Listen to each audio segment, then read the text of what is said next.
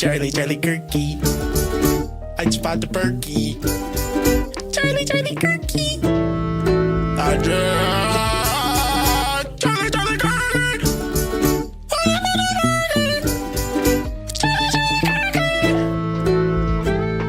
Hobby husband is the winner. High.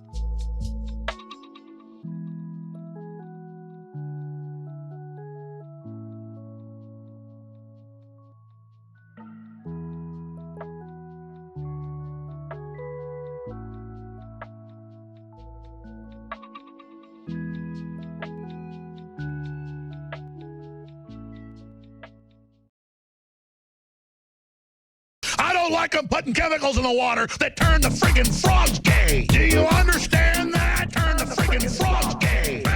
Serious crap. Gay. Frogs, friggin' frogs. It's not funny. I'm gonna say it real slow for you. Gay. Frogs.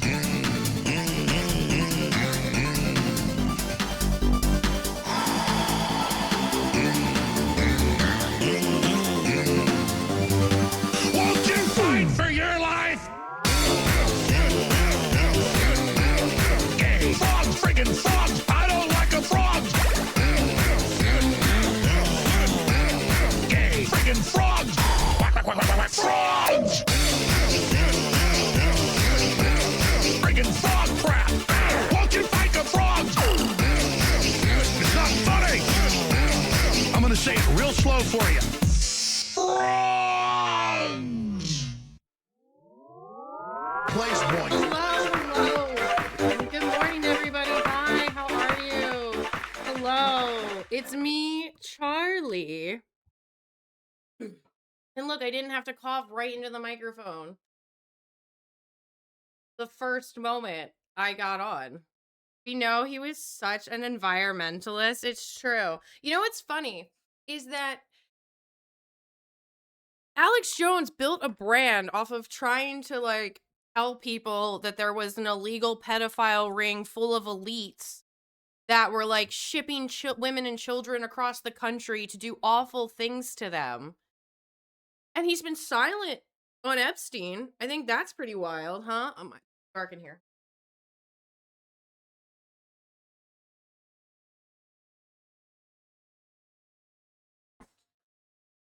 No free ASMR. The burps will come later. Burps will come later.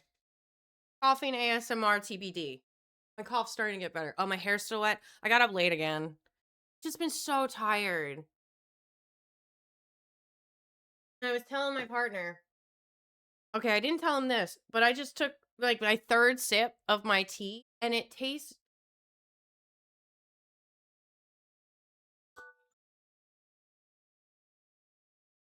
like okay, never mind. I forget. It tastes something, but I can't put my finger on it. But anyway, I woke up late. And like Hobby let me sleep, and that was really nice of him, and I really appreciate it. But I get stuck in my dreams sometimes where like I physically am aware, mentally, I guess, in the dream, I am aware I am in a dream, right? It doesn't taste just like tea. It's apple chai with French vanilla creamer. So, but it's got like a specific taste and I can't name it off the top of my head. Anyway, it was like 7 or 8 in the morning when the kids got us up and I couldn't get myself out of bed. So Hobby let me sleep for a little bit more and he's like, "How much longer do you want to sleep?" I was like, "Just a little bit." And I fell back into my dream and I fell into a dream that was which should have been classified as a nightmare, to be honest, TBH. We'll say it. Um it was I was not in nightmare mode yet, like I was getting there. Good morning, Saint Heaven. How are you? Heavens? Saint. I'm gonna just continue to do that. I'll get it one day. Bitter is bitter, blue is blue, hobby is hobby. Everybody gets reduced to one name. Eventually it'll just be 3 letters. 3 or 4 letters. But I watched a little girl get devoured by a power saw, blender type thing. I watched another guy get hung. Like it was like a horror movie. Like somebody was going through and killing everybody while we were like alone. And like again, I hadn't reached nightmare status, and I think a lot of it was because I was like, "It's a dream. Hobby just woke me up a few minutes ago. I can get out of here. It's no big deal." I couldn't get out of it. I get stuck in my dreams, and like I will physically in the dream. I'm like, I know this is a dream. Why am I not waking up right now? Like I have to keep repeating it to myself, and until like Hobby can wake me up or someone else, I'm stuck in it. And that's what happened this morning. So I got stuck in a dream. I didn't get out of bed till almost 10. I got out of the shower a little after 10, maybe closer to 10:30. And I just came out here a few minutes ago. So my hair's still wet, still processing. I'm still waking up. But good morning, everybody. How is your day? How's everybody else's morning going? Afternoons and bitters cake.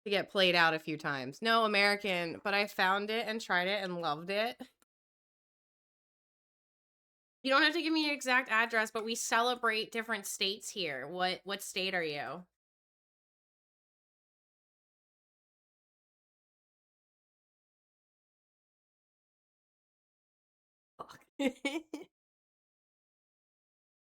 I thought I was gonna have someone on my side. See, Wonder Bomb.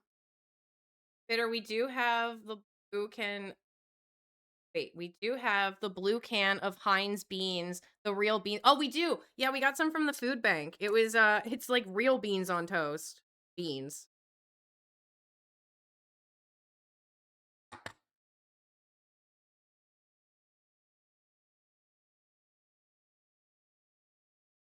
But yeah, I would love to hit you guys with like the 3-minute ad break debate since Hassan has retired that. I would love to either bait you guys into a 3-minute ad break or you guys bait me into the 3-minute ad break. Utah, land of churches and dirty Dr. Peppers. Another one. I don't have a Utah sound. I don't have a Utah sound, but maybe we'll get one. Maybe if Utah gets a few more mentions. Right now we have Italian, Jersey, British, New York, Philly. I'm sure more will come up like as we go. I just love shouting out people's states cuz I feel like everyone's got some state pride, you know? Like everyone's like, "Oh man, I really love my state," or "Oh man, I love what this state does." And so I love this community, but one thing I hate is the top of the hour ad break. Oh,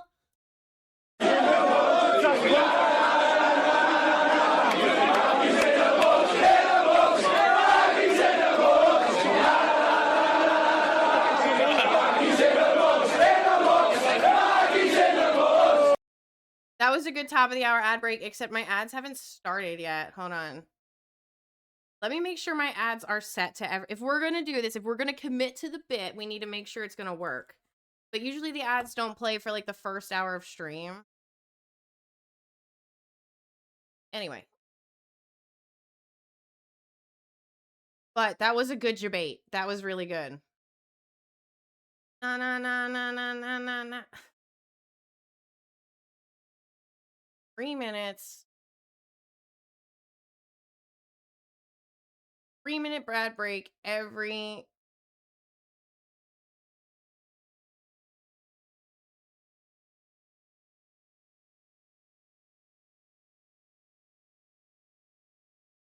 Yeah, 3-minute ad break every hour.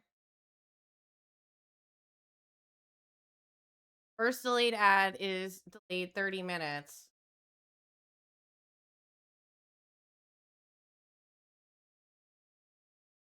That's the longest I can go. I think it'll be every half hour, unless I can like pause it. I'll be on your side. I don't like American food. Does America even have food? It's mostly just like hydrogenated oils. Like the best American food is from immigrants. Period. Like it's just like cheeseburgers and like waffle fries covered in cheese sauce and like deep fried butter. Like that's American culture.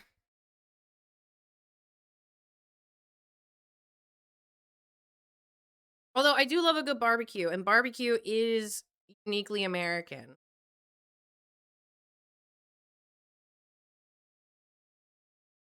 Cheeseburger in it.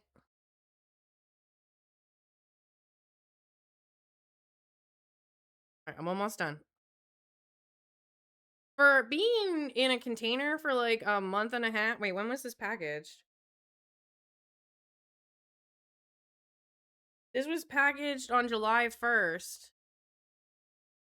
7/1/2025, and it's like still pretty kinetic sandy. Yeehaw! Burgers and fries. Here, look. It's like still really like fluffy. It's always nice.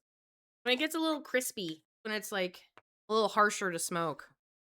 But I got this back in like I got this, what did I get? I got 4 of these, 2 packs of gummies, and a vape back in like I think the week before Christmas, maybe a little longer.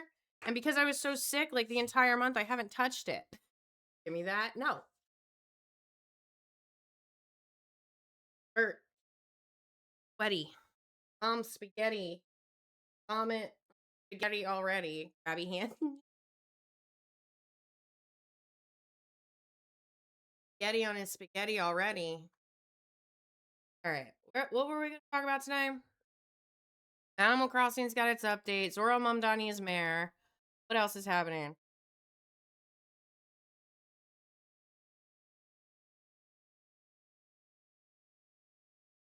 What if I said please? Then get your ass a plane ticket and get over here. I don't know what to tell you.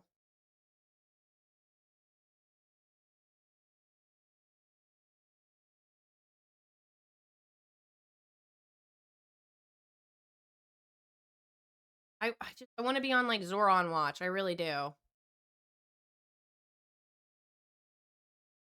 Because like he already had like meetings and shit. I do want to say I want to do like if I ever get big enough, I want to do a meetup, but I want to do it like cookout style. I will sort my passport out. How about you sort out your driver's license first? And also don't have any memes on your phone.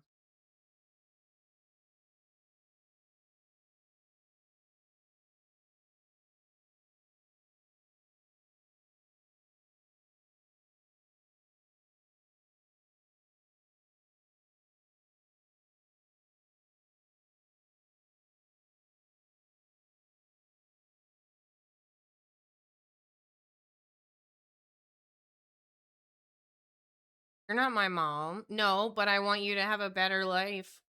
And so I think you should get your driver's license.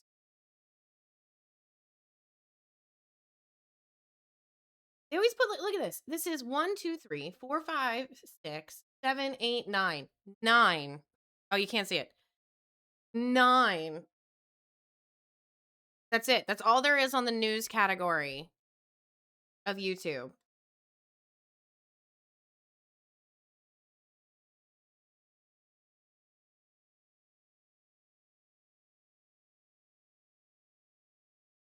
Listen here, punk. 6, 7. It's old. 6, 7 is now too old. I'm sorry.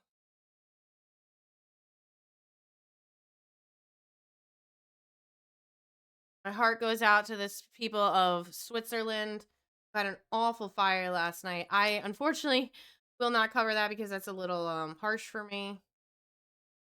But so is bitter. That's true. Bitter is old.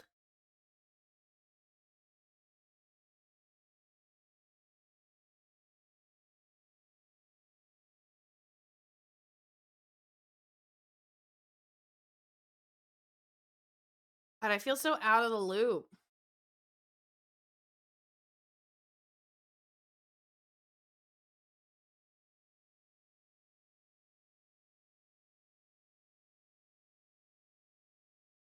Maybe how I'm older, I won't make maybe now I'm older, I won't make fun of liking MILFs. I learn. I won't be made fun of for liking MILFs. Well, I mean, we're gonna make fun of you for the tentacle thing, that's for sure.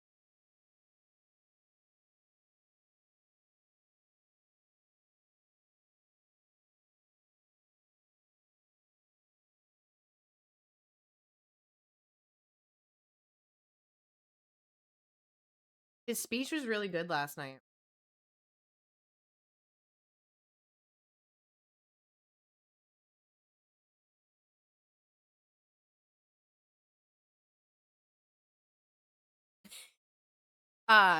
One of my friends is texting the group chat and is like, we should play board games next time we Tommy's like, okay, what kind? Because we have like a ton. I never said I like tentacles.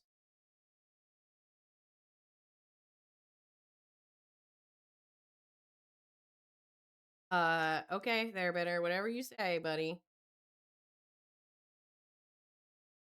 Here, this is breaking news. This I read about on the pooper this morning. Uh,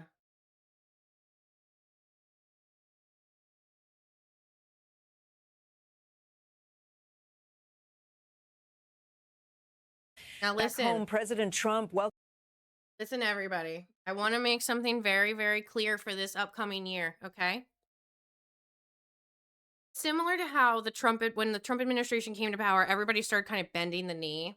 I want all of you to remember that every single thing that you hear on these media broadcasts are basically people just propaganda. It's just propaganda. So make sure you always remember that with anything these guys are saying. You might be like, "Oh, how could he say that like socialism has failed us when like the Great New Deal or the New Deal is still like we're still living off of the benefits from the New Deal." It's okay. I won't shame you for enjoying prehensile hands. That word. Prehensile hands just sounds grosser. But like, I definitely heard a guy on the news this morning go, socialism has failed before and it will fail again. And it's like, it only failed because people made it fail. And I know that man knows that. I don't need to sit there and argue with that man. He's lying to his viewers. And I need all of you to remember that going into this year, that every single one of these news motherfuckers is lying to you. They absolutely know socialist policies work. They absolutely know that if it wasn't for America's confrontation in other countries, socialist countries would be fine. Places like Norway and China are doing absolutely fantastic with their taking care of their civilians and helping out their population. And it's wild that like they think that they keep lying to us. And the only propaganda I approve of is when I spread it because I would never lie. Yeah, exactly, better. You're always right and you never lie. But it's all an act. They know everything. Socialism works and Congress knows it because they get it exactly. Congress gets paid even when Congress is shut down. Congress gets health care even when Congress is shut down. Do you get health care when your business goes on bye-bye for a week? Oh no, you have to pay into that healthcare. It comes out of your paycheck. It doesn't come out of Congress's paycheck. Someone clip that right now. No.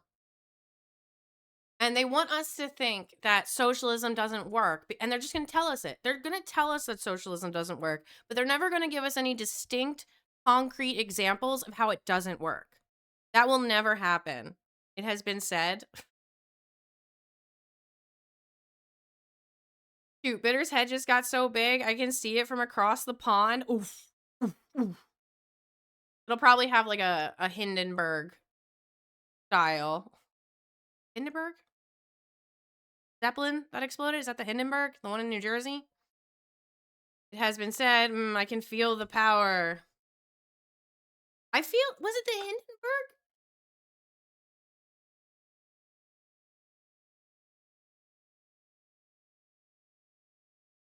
Oh, I was so wrong. I put Hindenburg. We don't go to the AI. I don't care what anybody says. Yes, it was the one that exploded. It was owned by Nazi Germany.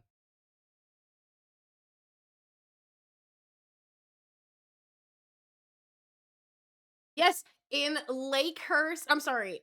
Landed at Lakehurst Naval Air Station in Manchester Township, New Jersey. New Jersey took out a Nazi blimp. I just need you guys to know that, okay?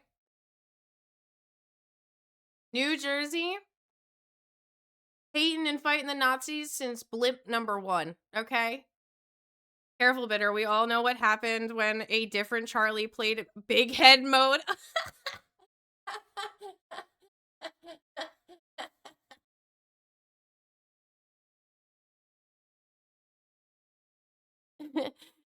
If he didn't want to get murked, why didn't he deactivate big head mode in the public arena?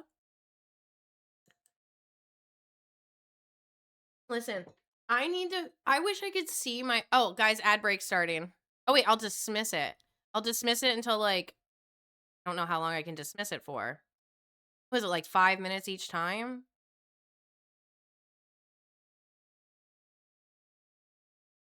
Yeah, so if I snooze it for 5 minutes now, we'll do it at like the 30s. I laughed so hard I spat out my drink.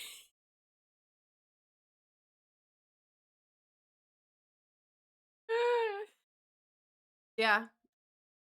Why didn't he disable big head mode before entering into a PvP?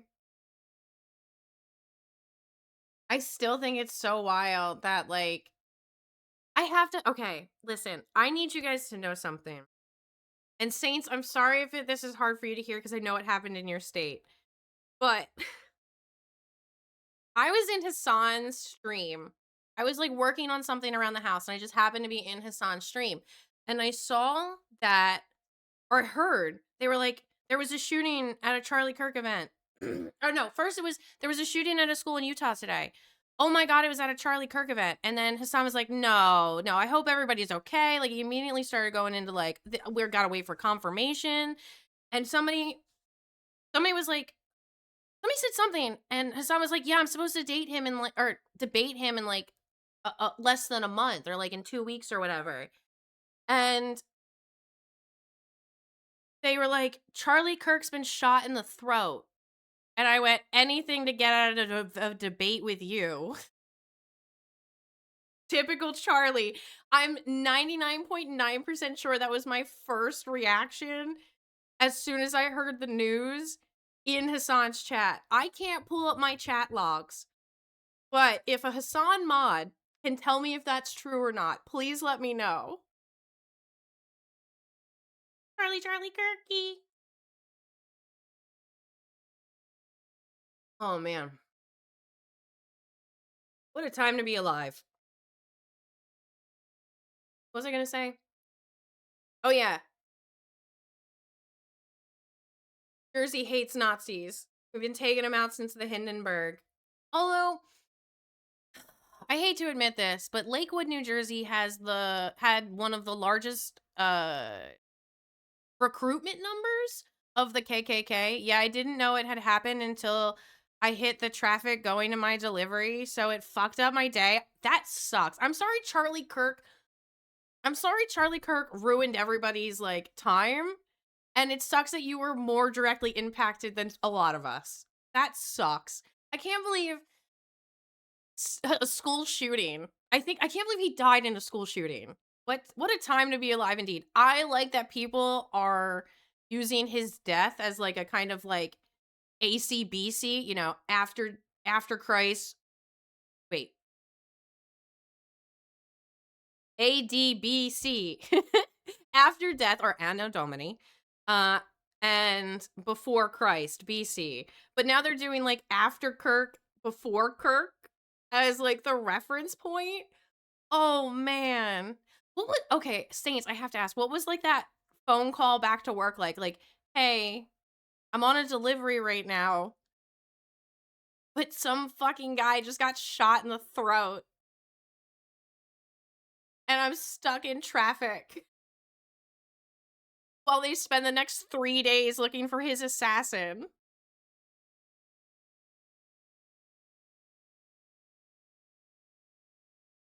And now I can't even free scroll Twitter without worrying that it's gonna pop up next to a picture of him being a cat girl. I will say the bleeding heart dove, watching someone repost that with Charlie Chirp, the internet kills me, okay? And not like the Charlie Kirk kind of a way. Like, I have been on the internet for a very long time. I'm old, okay? Bitter's gonna hit the boomer card, but I am old AF. I need you guys to know that I have lived through some. Christ, there's a boomer around here. Oh!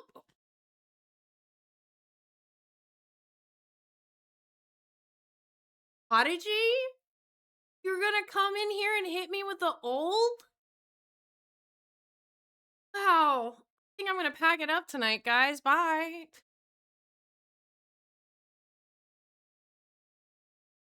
Okay, if I snooze it for 5 more minutes, Then 5 more minutes. Yeah, because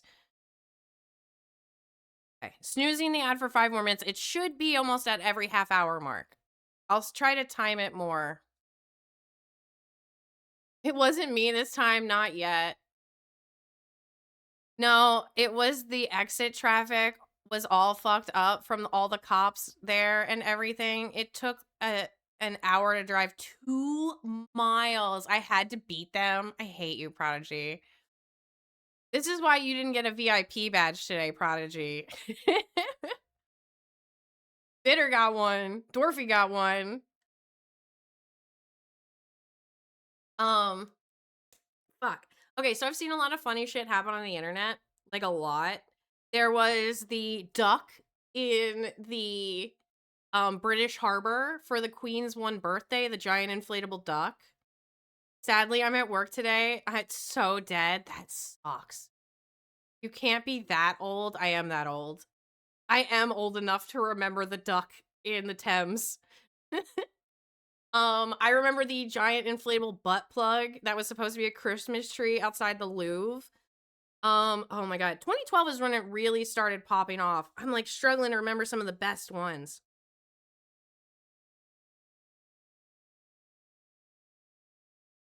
For some reason, my brain's just going to the year that Tumblr decided that goats licking salt slash a wall was like the meme of the year.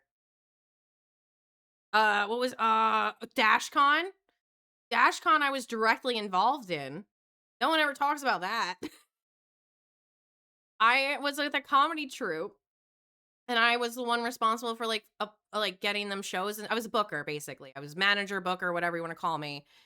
And I had applied to DashCon, and DashCon hadn't gotten back to me with the signed contract. And so because we didn't have a signed contract, I wasn't going to let us go. We didn't have any money. We didn't have it confirmed that we were going to get any money. And then I got to watch it unfold online. I'm the same age as the Mario franchise. How old's the Mario franchise? What are the ancient things?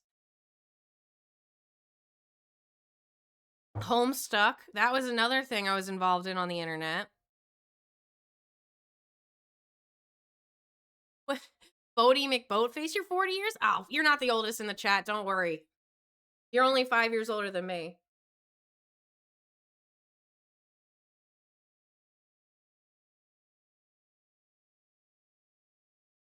I'm 35, and Hobby is 10 years older than me. 10 years in like 6 months. Birthday's in June, I'm December. I will always have the oldest in the chat on lock. Listen, I'm cute. I might attract older people, okay? Hassan's chat is like mostly full of 30-year-olds. I think Blue's our youngest. You do, you got me, it's true. I got you at 25 though.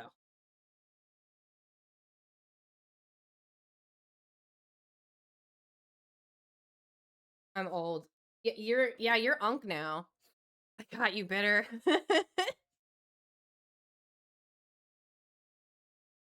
I like that during the day, Prodigy has bitters back, and during the night, Blue has bitters back. For being Unk, everyone should Christ, there's a boomer around here. protects bitter a lot. Don't hurt my Unk. His hip will break. This one's for me. It should be for you.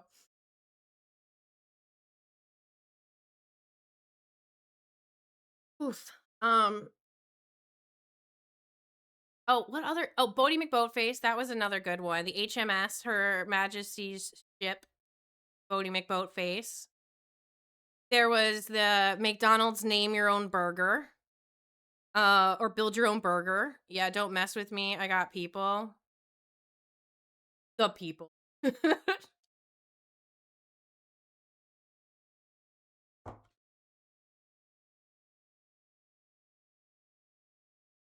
Okay. If I dismiss it now, it should be about 11:30 when the next ad when the ad goes off. And so the top of the hour ad break will be on every half hour note. So, chat, debaters, we're going to debate each other every hour on the half hour mark because for some reason I can't get it to line up well. I'll figure it out.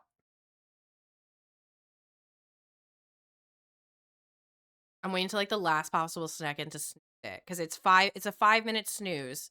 So it'll be at like 11:28. At least according to my clock.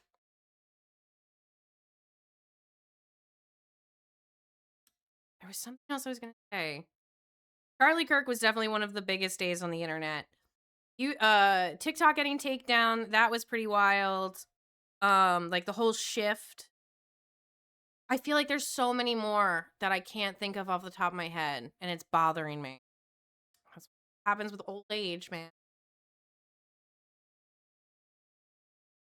Welcomed in 2026 by host.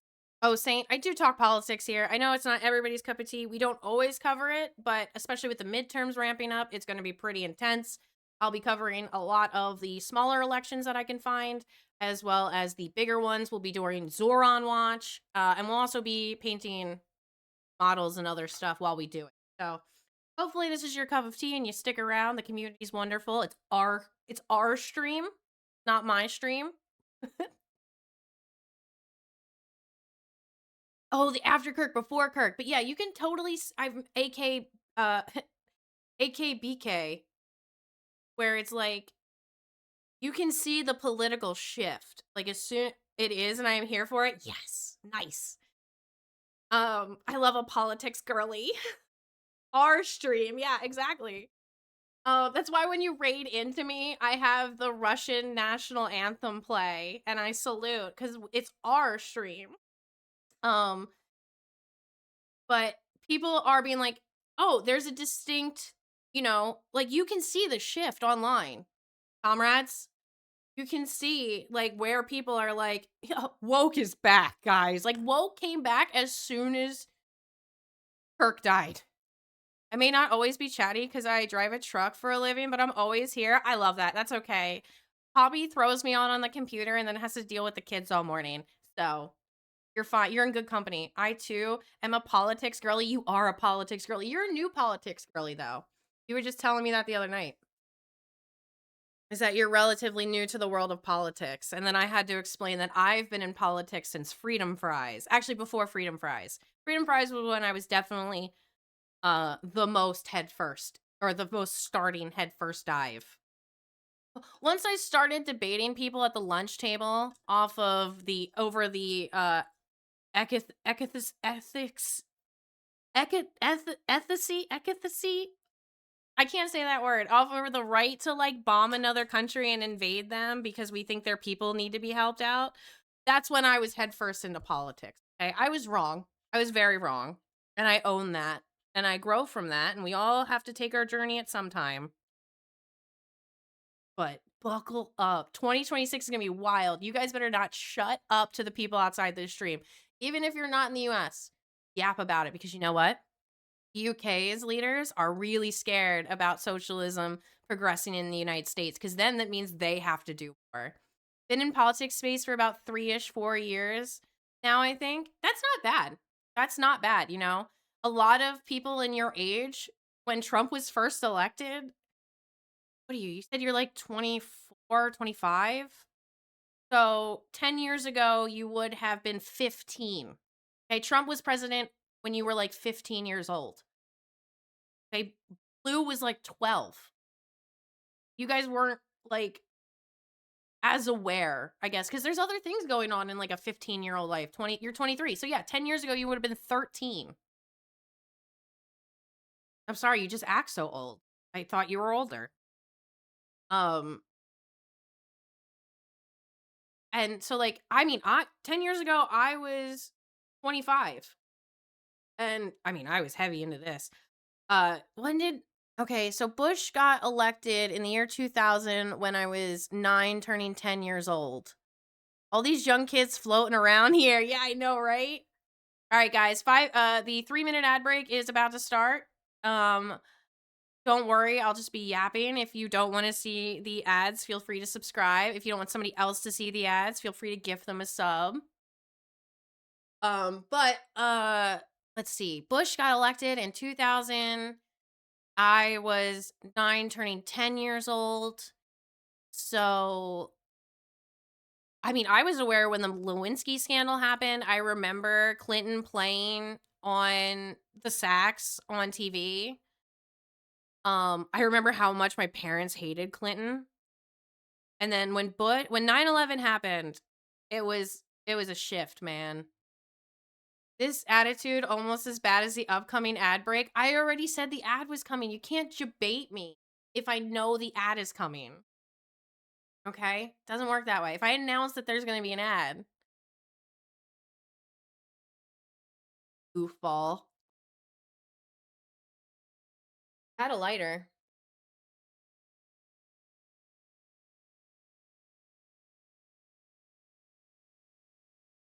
No, did I lose my Democrat donkey? Did I take it last night? Oh, it's right by my mic. You beat me. This time I'll allow it. I'm sorry, but I think you gotta be quicker than that. Gotta be quicker than that. What the fuck did you just call me? Old. All right. All right. All right. All right. All right. All right. All right. All right. All right. News. His annual New Year's Eve party at Mar-a-Lago, but You say sorry right now? Make me. before the festivities got underway, it was a very busy day for the president, including a key decision on those National Guard troops deployed in cities across the country. Let's get the very latest now from NBC's senior White House correspondent, Gabe Gutierrez. He's down in West Palm Beach. Gabe, Happy New Year. Happy New Year, Kate. It was another glitzy celebration here at Mar-a-Lago, attended by top members of the Trump administration, as well as Israeli Prime Minister Benjamin Netanyahu. Called me a goofball, and I stand by it.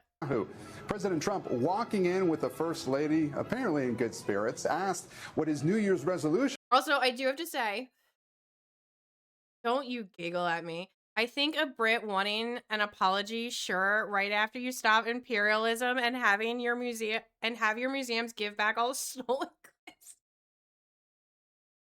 I love that a British man comes into this chat and demands things. Like, okay, buddy, you lost that war. You need to calm down.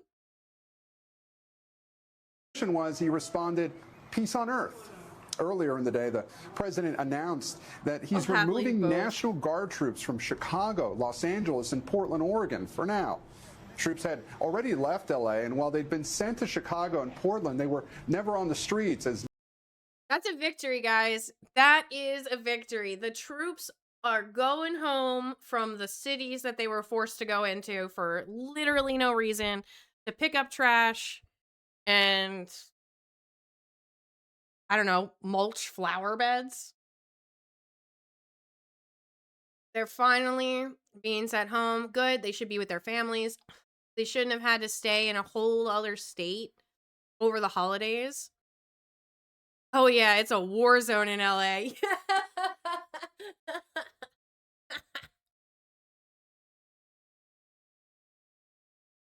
Oh man. LA was wild. And like Portland, the inflatable infantry has finally won its battle against the troops. Legal challenges played out. The Supreme Court last month refused to allow the Illinois deployment to support the president's crackdown on crime and illegal immigration. Mark my words. I will have an inflatable oxalotl costume before the next No Kings rally. And I will live stream from inside of it. Is there another one coming up?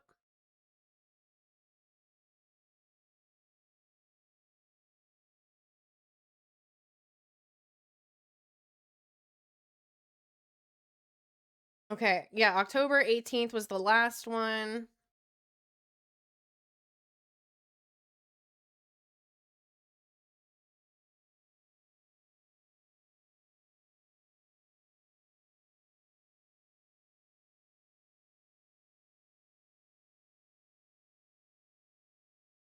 I wonder how much it is for an inflatable axolotl costume. Last time I saw it on Amazon, it was like between 50 and 70 bucks, pending the quality of it. I think I put it in my Amazon wish list.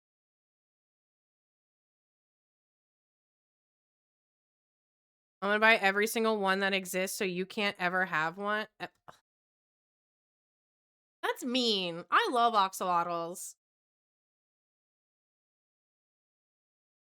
And finally, the Pentagon says it's carried out another series of airstrikes against 5 more vessels it said were engaged in drug trafficking, killing 8 people. The exact location of the strikes was not specified, but they come as the administration has been ramping up its military campaign in the Eastern Pacific. Oh, hey, National Guard's pulling out, but here's this war that we're actively starting that no one wants. Never said I was nice.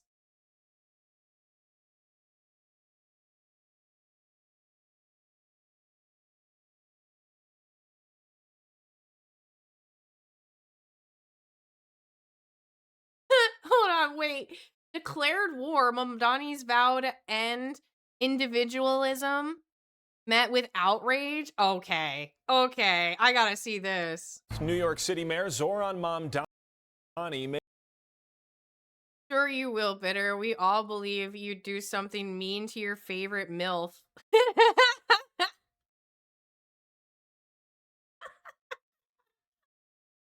New York City Mayor Zohran Mamdani making clear his plan to govern the Big Apple as a democratic socialist, including this line raising eyebrows. Listen here.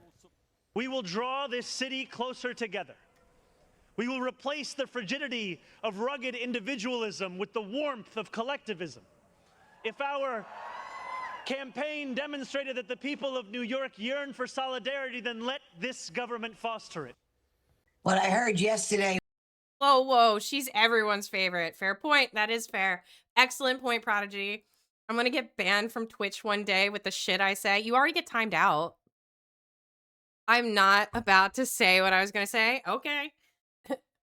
So I think it's funny that they're like, oh, rugged individualism over collectivism. Rugged individualism means everybody's just looking out for themselves.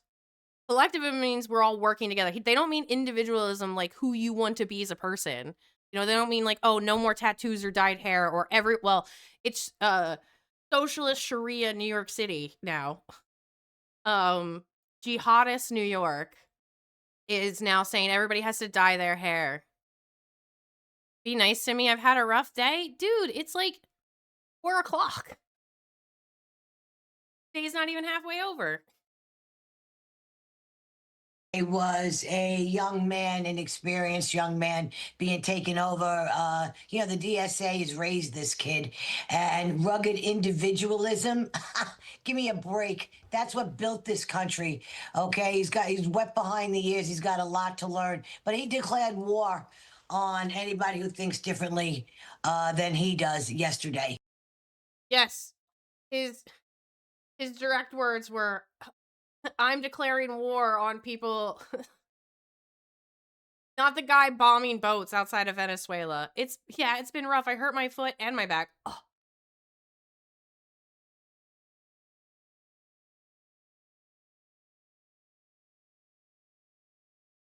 Christ, there's a boomer around here. Ouch, Unc, that's rough. She sounds like she smoked a lot of things back in the day. Yeah, she sounds like every New Jersey diner waitress. Like, I'm waiting for her to whip out, like, a cigarette, put it in her mouth, and pour me some coffee. Like, quintessential Jersey diner. I fell down the stairs because I got distracted.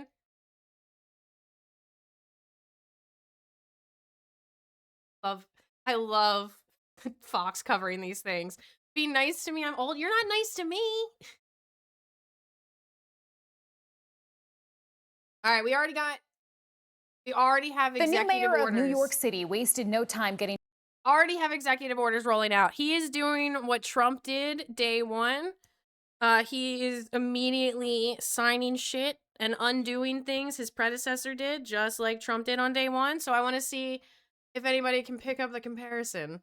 Stop streaming tentacle stuff while walking, then bitter. I'm nice to you all the time.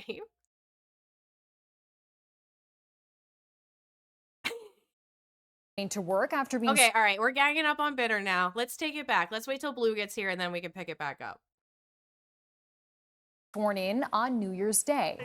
Zohran Mamdani said he signed 3 executive orders aimed at delivering on his promise to tackle the city's housing crisis less than 2 hours after his inauguration. He said his team is committed to trying to deliver on that and other issues, no matter the outcome. CBS News political reporter Zach Hudak joins us now from our Washington bureau this morning.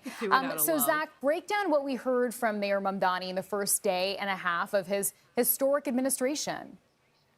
Chanel, I think the big takeaway from his inauguration speech, swearing-in speech, is that he wanted to reinforce that he is a democratic socialist. That's what he ran as, and he plans to be a progressive. I think he's facing a tension that really any candidate faces once they're elected if they ran at one of the far ends of the ideological spectrums. You will be sorry abusing the elderly. Look how beautiful this is. Absolutely stunning.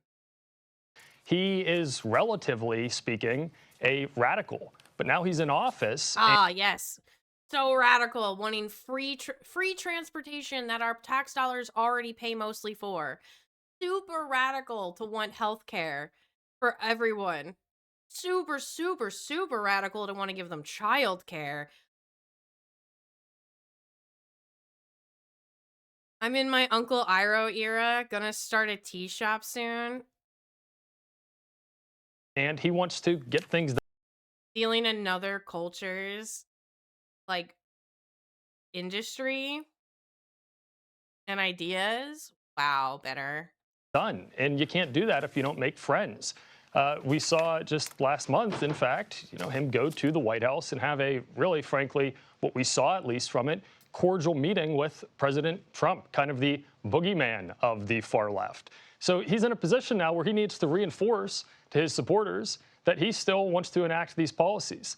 Listen to what he had to say about this. Beginning today, we will govern expansively and audaciously. We may not always succeed, but never will we be accused of lacking the courage to try. To those who insist that I might make some soon, it's cold. I have apple chai right now with French vanilla coffee creamer. Don't make me angry. You wouldn't like me when I'm angry. The era of big government is over. Hear me when I say this. Hot, chalky weather. You're not wrong. It's 29 degrees here in South Jersey. Okay. At almost noon. I have oolong.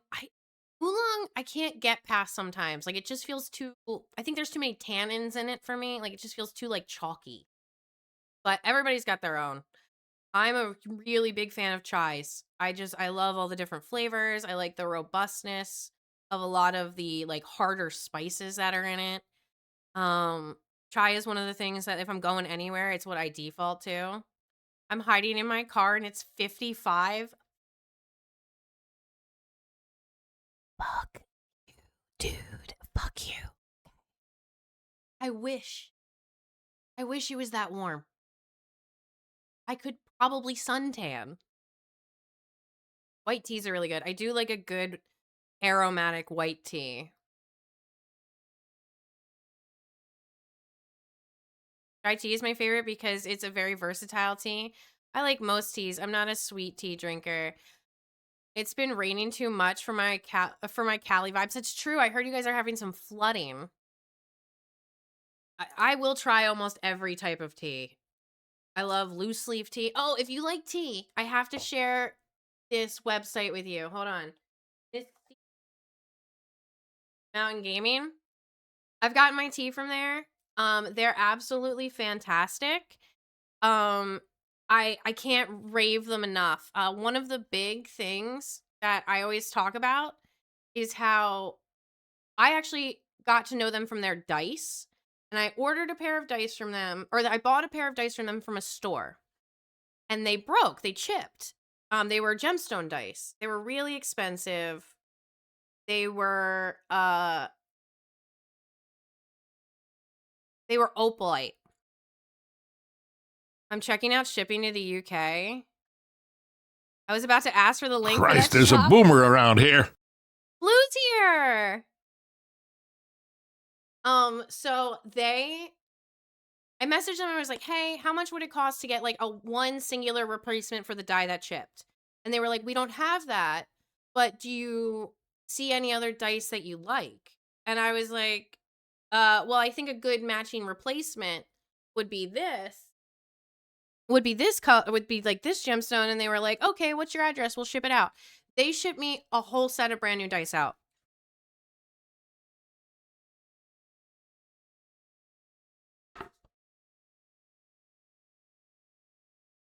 Look,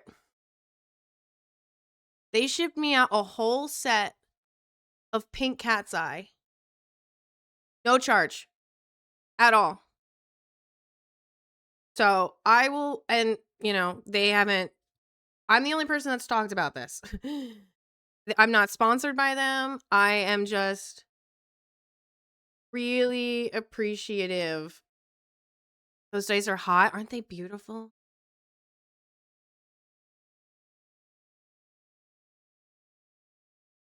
I'd roll them so hard. The top part is velvet, so I roll them in that.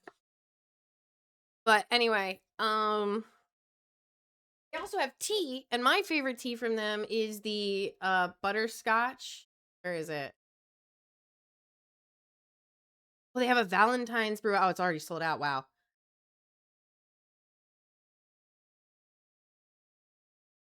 Butter brew tea also sold out. But they got a lot of stuff sold out. You might want to wait a little bit to order unless you see something you want and then grab it. I feel like they sent some rolling mats. I got a bunch of dice from Amazon and it came with a lot of pretty ones. I highly recommend this company. Don't buy from Amazon anymore. Get from them. I've never had a company be that kind out of the goodness of their heart. They didn't need to. But the butter brew tea is a very, very, very strong tea. It is very caffeinated, like one of the most caffeinated drinks. It's a gentle blend of black tea, cocoa nips, apple pieces, rose hips, marigold flower, and butterscotch flavor. Sweet, buttery flavors infused with this dessert tea and completed with hints of cocoa nips, apple, and marigold. It's what you think, like, it's almost like a butterscotch soda, but in like a creamy tea form. Natural butterscotch flavor, which it contains and to be derived from milk and soy as allergens. But they 10 out of 10. I love them forever. I will continue promoting them. And maybe one day they'll sponsor me, but even if they don't, I will still promote them. Might wait until I have official logo though, in case I change it. That's fair. I'm working on getting a custom dice rolling tray. Yeah, definitely. I would wait. No longer will City Hall hesitate to use its power to improve New Yorkers' lives. So Chanel, there you have it. You have the mayor reminding his constituents that he was elected as a democratic socialist. There was a line earlier in that speech where Wait. But there was also like more that he said. He didn't just say like, I'm a democratic socialist. It's not like he's fucking vegan, right? He's not telling everybody. He's not a fitness bro or CrossFit. City Hall hesitate to use its power to improve New Yorkers' lives. Ah, yes. Very radical. Using the government to improve its constituents' lives.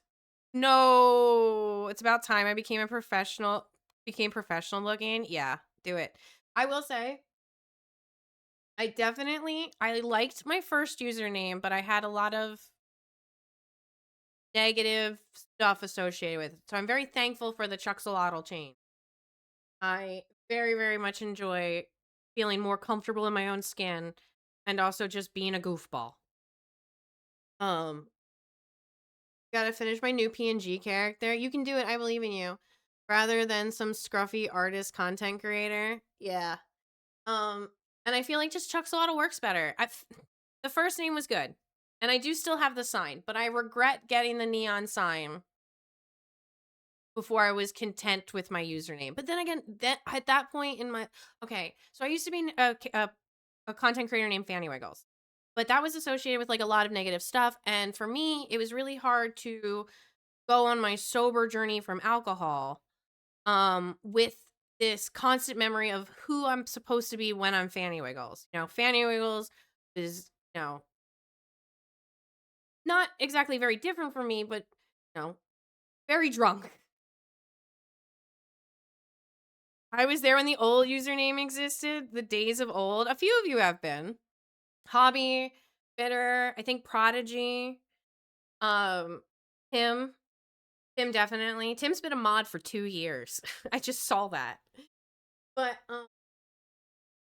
I really needed to sober up and I couldn't do it with the Fanny Wiggles username. I couldn't be that person online. And it was too much. It was like I was kind of explaining yesterday, like I can't play Fallout 4 without wanting a bowl of ramen. And for a while it was tough to even play Fallout 4 without wanting alcohol. So like I've had to really be careful with these things, you know? I know I can do it. I've gained a sense of pride in my art skills. I believe in you, Blue. It's kind of crazy how long I've known you, actually. Well, it's funny when you think on it and you're like, oh, 2016 was 10 years ago. And then you're like, I've known Charlie for how long? Trying to think. Tim and Javi, the only other person online who knows me longer than everyone else in and out of my community, Wonder Bomb. My friend Neil from reading. I love that man. He has been in my life for so long. He's like my platonic soulmate, you know? I'm old. Damn, you're old. We've gone over the old thing. We're dropping the old thing now, okay? It's been like the whole chat is talking about how old everyone is and how Unk Bitter is. No doxing. Reading's huge, okay? I introduced him in the Discord as Neil. I was like, oh my god, Neil's here, everybody.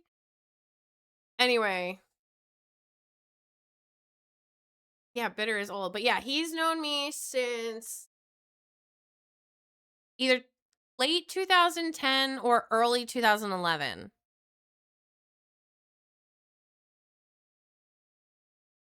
So like, oh, see, I think I worked with Tim at another job too. Like, I don't think we just knew each other from the local game store. I do think we worked at the same job together. So Tim, but I had that job at the same time I knew Neil. It's a tie between Tim and Neil, I'll be honest.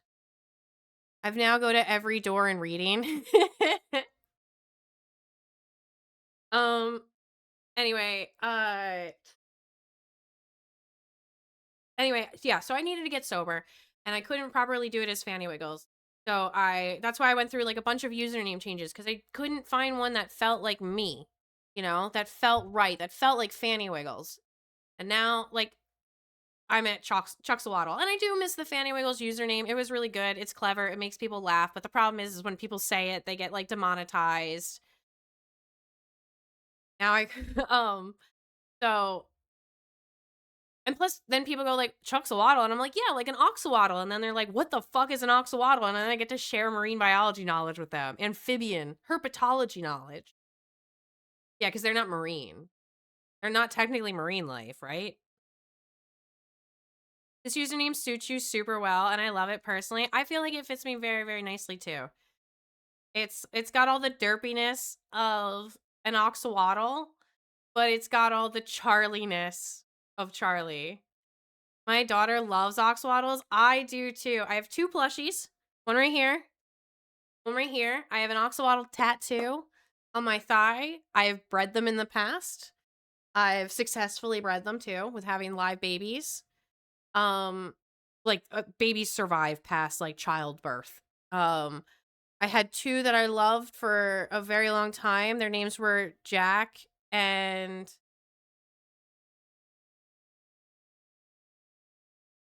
I think John. Jack was supposed to be named after Jack because when I got Jack, he only had 1 leg because the other things in his tank ate his legs. So I named him Jack, like Jack Rackham, the pirate. And he was a golden, a golden oxawaddle. He basically was he looked like this. Hold on, I'll bring it over.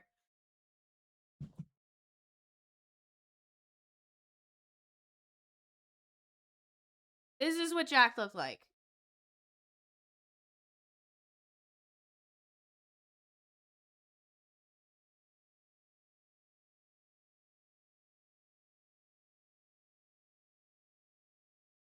If I move to a place where pets are allowed, I get an oxalot. Technically, pets are allowed in those kinds of places because they're aquatic. That's like having like a beta fish. No one would know. Golden, like that one song. Yes, like that one song. Love golden oxalotls.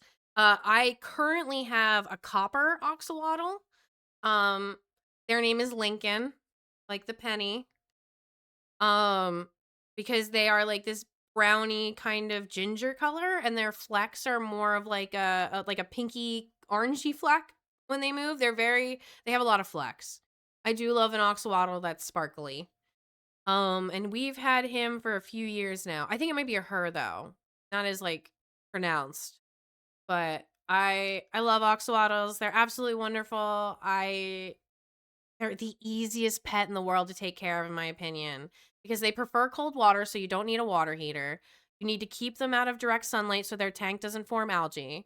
You have to keep an air source going, so you only need like a little bit of a bubbler, and the water will move with the filter. And the less it moves, the better. And then no gravel, no sand. You could put sand in there. I don't recommend it. And no other fish in the tank. Like, they're so easy. You feed them worms. If they're smaller, bloodworms. As they get bigger, bloodworms. As they get bigger, you feed them earthworms. You only feed them like a couple of times a week because they have slow digestive tracts. They regrow every single bit of their body, except for like one other part. They're currently being studied for like Alzheimer's research to help like, because I think they can repair part of their brain. Hobby will correct me on all of this. He studied them as well. He worked on them in college. He told me once that he cut off an oxalotl's hand, and then because it still had the blastoma attached to it, he put it on its head. And he made it into a rooster. They are water wizards. They are. Um, I they're the best. They're truly the best. They're very easy. I recommend everyone learn about oxalotls. They are technically an endangered species. For a while, they thought none existed in the lake around Mexico City, but they've recently found a few. Um, they do want to rebuild the populations. They can regrow portions of their brain and up to half of their heart. Yeah, so they're studying oxalotls for those things. And it's just, they're absolutely incredible. There's some that glow in the dark, but only the ones that were created for a specific like research project. I don't think those have been reintroduced to like the petting sphere. But there are ones that glow under UV light. I personally, if I could live, there's a place nearby that recently got oxalotls, apparently. Make sure, too, that they're true oxalotls and not, like, tiger salamander babies. Okay, because after a while, tiger salamanders will move to becoming a salamander instead of staying an oxalotl. See, what makes oxalotls is the fact that they're missing a specific thyroid gene. Once you introduce that thyroid to them, they will begin to turn into a salamander. Anyway. Oh no, I'm hyperfixating again. Oxalotls they're trying to rebuild their populations in the wild. If I could do anything, like if I could move to any country in the world right now and know that I could get this job on the spot, I would move to Mexico and help to reestablish the oxalotl population. I would do everything in my earthly power to make sure that creature continues to exist.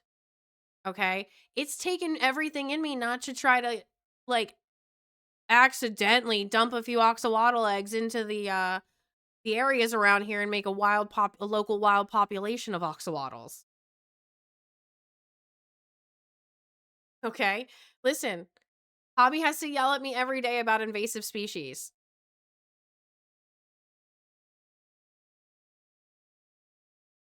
I love them. I absolutely, absolutely love them. I've worked with aquatic life a lot before. We had some oxalotls come in as babies, and then they grew up, and we realized they were going to need a different style tank because there's certainly were salamanders. Okay, cool. So you have experience with this.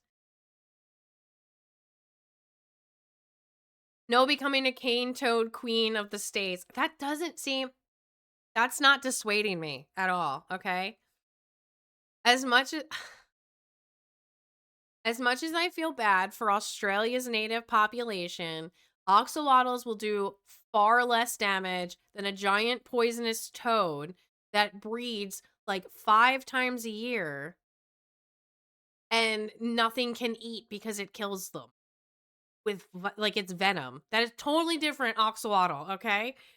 You have to weigh these on a scale. Giant poisonous frog. I think Charlie deserves a bit of invasive species as a treat, just a treat. But yes, I love them. They are, I would love to go to Mexico and help. It's hubris to think you can actually know that. It is. Listen, Jurassic Park's my favorite movie for a reason. I would love to move to Mexico and help stabilize and repopulate the axolotl population.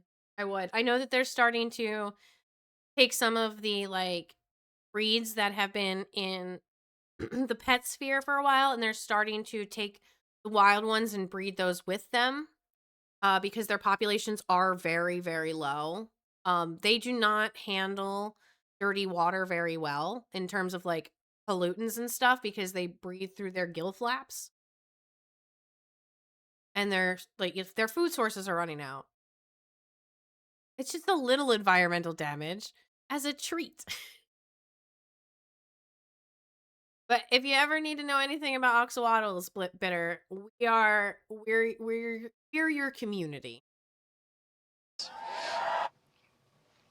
So Chanel, there you have it. You have the mayor reminding his constituents that he was elected as a democratic socialist. There was a line earlier in that speech where he said, "I will not abandon my principles for fear of being deemed radical." And I think that was really the theme of what we heard from him yesterday.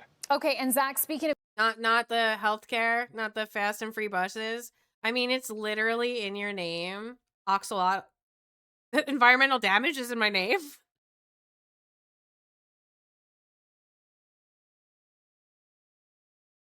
I love how we both can be hyperfixated on that. I love axolotl so much that I love Wooper.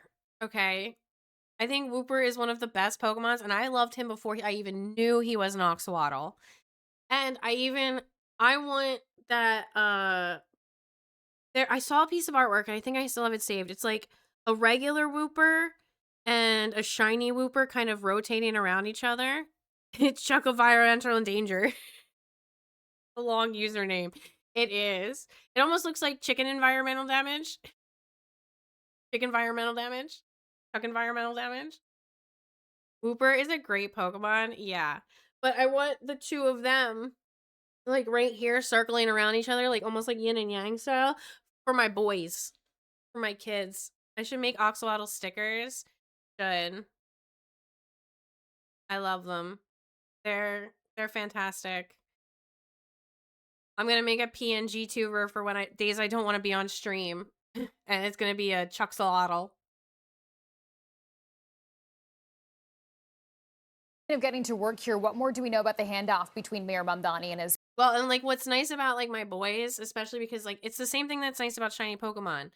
One of them, they're both like visually the complete opposite of each other. Like one has like dark brown eyes and dark brown hair, and the other one has blonde hair, blue eyes. So they're like literally the shiny versions of each other. And I love it so much. His predecessor. Well, Mayor Mamdani spoke very cordially, very positively about Eric Adams in... This guy looks like he's a vampire that shaved down his fangs. Like his face just gives me like True Blood vampire. That speech, he spoke about his rise from a boy in New York to mayor and joked about when Eric Adams said that Mamdani was the candidate he would most want to be stuck in an elevator with.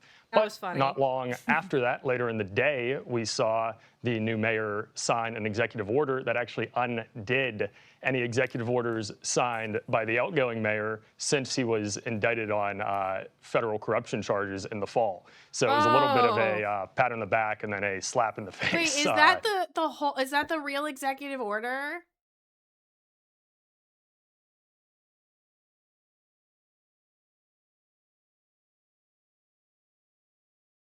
Spell this wrong.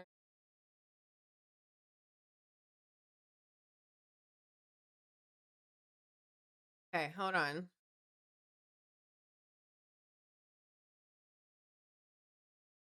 Mamdani revokes 9 Eric Adams executive orders issued after his corruption indictment. I have to know what this says. This is so good. Oh my God. This is something that other politicians would be like, that's so petty. But like it's gonna be based. Watch.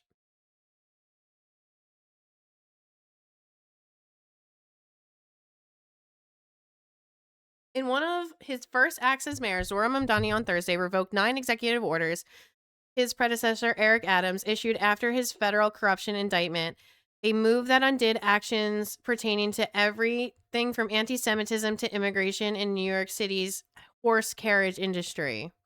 I love this. In a press release, Mamdani's team said the mayor rescinded the orders issued by Adams after his September 26, 2024 indictment to ensure his administration has a fresh start. Oh, he like specifically named like a date. I wonder what those, I hope they list them. I hope they list the ones that they undid. We have to reckon with why so many New Yorkers have turned away from politics over the last few months, the last years, and the last few decades. And that was a date that marked the moment when many New Yorkers decided that politics had nothing for them. This isn't September of this past year when Charlie got kirked. This is September, the year Donald Trump became president. A full year and like few months. That's a long time. Holy crap. Adams' indictment, which charged him with taking bribes. Oh, because that's right. Didn't he get like a bag of money from Tom Homan if they dropped his charges and like Tom Homan like straight up admitted it on air, like on Good Morning America or whatever? America. Adams' indictment, which charged him with taking bribes in a legal campaign cash from Turkish government operatives in exchange for political favors, was ultimately dismissed by the president's Justice Department this past spring as part of a controversial deal that many believe left Adams compromised. Of course, we're going to go to the link. Eric Adams isn't facing criminal charges, but the specter of Trump is likely to haunt his campaign. Foreshadow. With Wednesday's dismissal of his federal corruption indictment, Mayor Adams is finally out of the woods from any legal perspective. But from a political viewpoint, his troubles may only be getting started. Adams' mayoral race rivals made clear Wednesday they will continue to paint him as willing to do President Trump's bidding, a theme given fresh ammunition by Manhattan federal court judge Dale Ho in his dismissal order.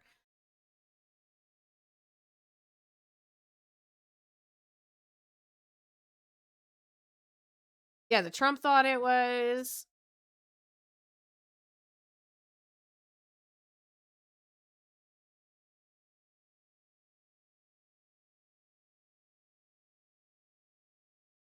I was wondering if they were going to bring up Control F.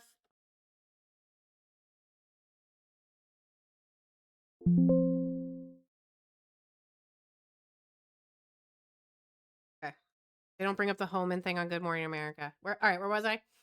Adams has maintained he never did anything wrong. Asked by the Daily News to elaborate on what specifically made Adams' post-indictment orders problematic, Mamdani said many of them were against the interests of working class people and what they needed from their mayor. Adams didn't return a request for comment. After the press conference, Adams should just leave and go to Turkey. He'd probably be happier. Mamdani's team provided a list of the revoked orders. Among them, was an order Adams issued earlier this month that pushed back against boycott, divestment, and sanctions, a movement that supports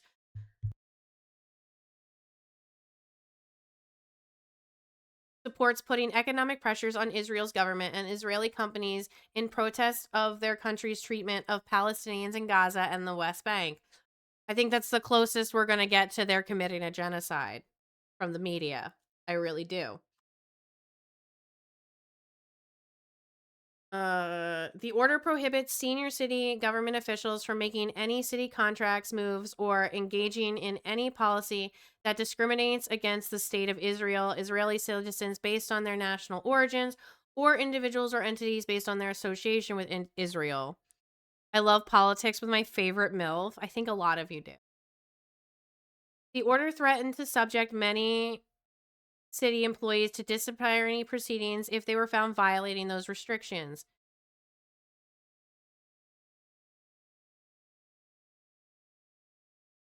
Yet another revoked order directed the city to adopt the International Holocaust Remembrance Alliance definition of anti-Semitism. Critics say that definition conflates criticism of Israel government with anti-Semitism. Yes. I always come for the news, if you know what I mean. Yeah, I do. That was like my slogan on my OF. Come for the news.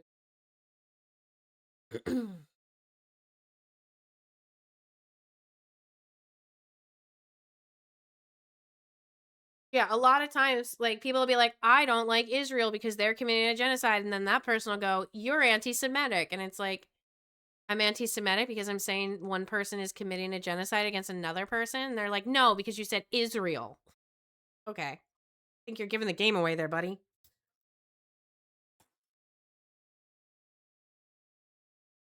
Mamdani, the city's first Muslim mayor, is a persistent critic of Israel's war, not a war, it's a genocide, in Gaza and historic treatment of Palestinians. He has said he is committed to fighting anti-Semitism. IDK, if I remember the slogan, I'll have to go check myself and remind myself.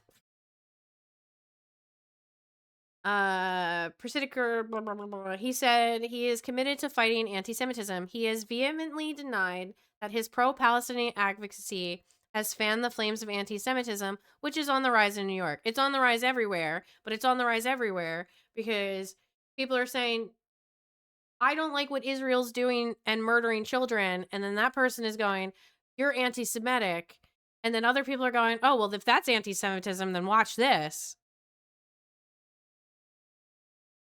In fact, Mamdani revealed at the press conference that he is retaining an executive order Adams issued in May that established the mayor's office to combat anti-Semitism. That is an issue that we take seriously, and it's part of a commitment that we made to the Jewish New Yorkers to not only protect them, but to celebrate and cherish them. So that is one of the things that they didn't roll back. However, Mamdani's office said he is making some amendments to the order to create the office. His office did not immediately provide the amendments. Yeah, because they're working on them.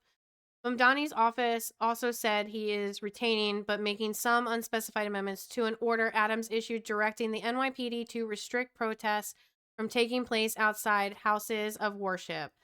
Adams issued the order after pro-Palestinian activists staged a rowdy protest outside of a synagogue on the Upper East Side, where a group promoting immigration to Israel, including occupied parts of the West Bank, was holding the event. Oh boy, I wonder why pro-Palestinian activists were protesting outside of someone trying to sell land in Palestine.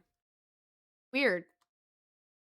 Other orders Mamdani revoked outright included one of Adams issued in April that sought to let ICE agents operate on Rikers Islands for the purpose of criminal investigations. Let's go.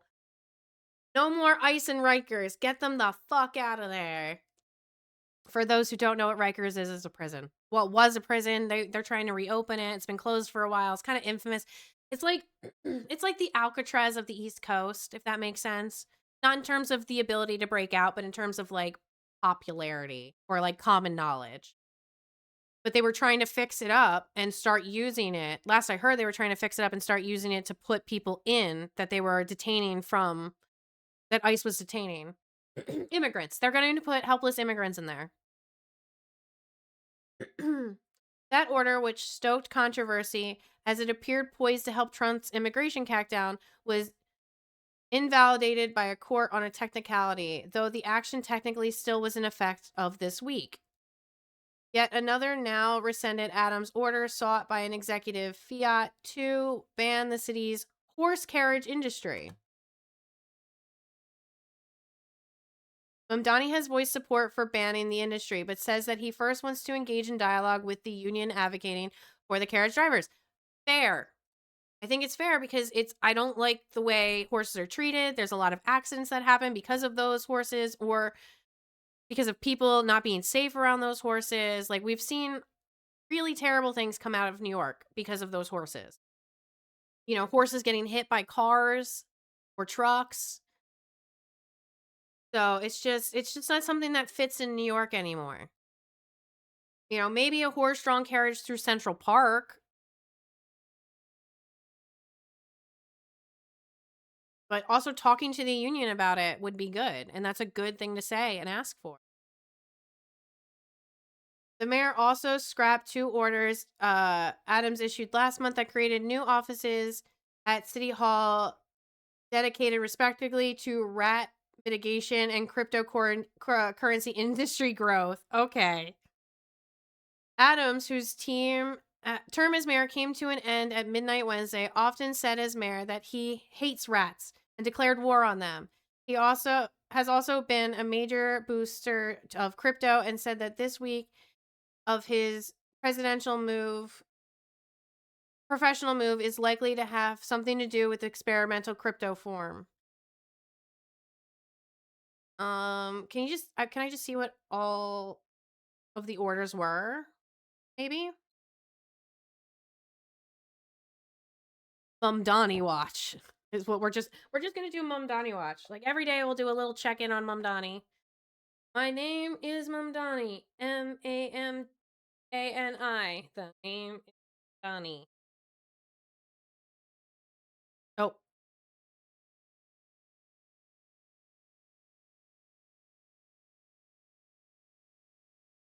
Every time it's like bananas, okay? Like, literally, if I need to spell the word bananas, I go, "The shit is bananas. Banana." And then now with Mamdani, it's the same thing with the same beat. The name is Mamdani. Mamdnai. It works so well.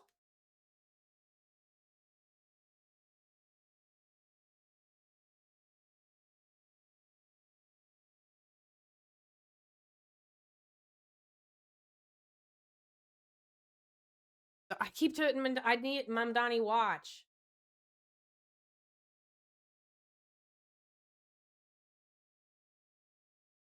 How about I just don't? I don't want to create a free account.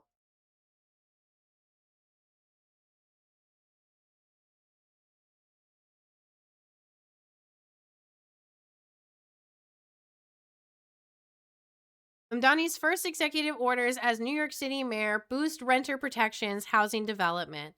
New York City Mayor Zohran Mamdani. I just accidentally painted my hand purple a bit. You doing okay there, buddy?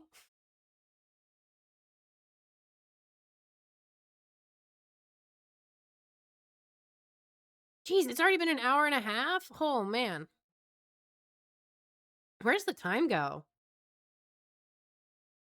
I forgot the brush had paint on it.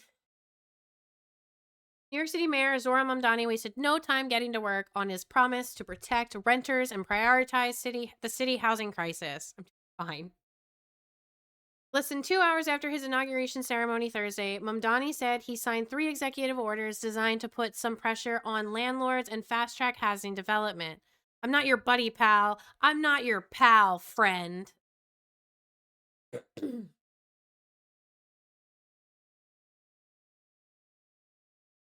Today, on the first day of this new administration, on the day where so many rent payments are due, we will not wait to deliver action. We will stand up on behalf of the tenants of this city, Mamdani announced at a stabilized building in New York. These are sweeping measures, but it is just the beginning of a comprehensive effort to champion the cause of tenants too long ignored and homes too expensive. He speaks beautifully. I feel like I'm reading shit from like 1940. The way he is talking in these speeches, and even in general when he delivers, it's very, very traditional politics. It's not a return to politics from like the 70s. It's not a return to politics from even the 40s. It's almost a return to politics to the 1880s with the way that he is conducting himself and his actions and the words he is using and the fact that he's not treating us like we're all dumb. That was mean. No, it's a bit. You go back and forth. I'm not your buddy pal. I'm not your pal friend. I'm not your friend, bro. I'm not your bro, sis. Like that's what that's the bit.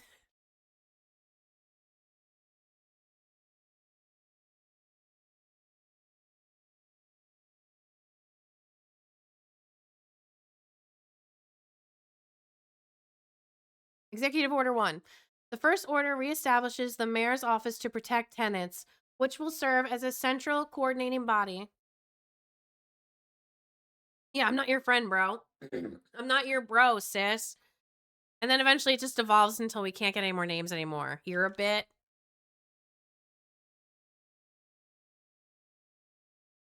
A amazing bit. Got him. Where was I? The first order reestablishes the mayor's office to protect tenants, which will serve as a central coordinating body to defend tenants' rights and stand up to landlords and ensure city agencies act swiftly on behalf of renters facing unsafe or illegal conditions, the mayor's office said. We will not compromise on housing quality, Mamdani said. If your landlord does not responsibly steward your home, city government will step in. We will make sure that the 311 violators are resolved, and we will hold slumlords to account for hazardous and dangerous threats to your well-being. I'm back in a bit. Gotta get... I'll be back in a bit. Gotta go get a drain snake. I read that way wrong. Bye. Have fun finding your snake.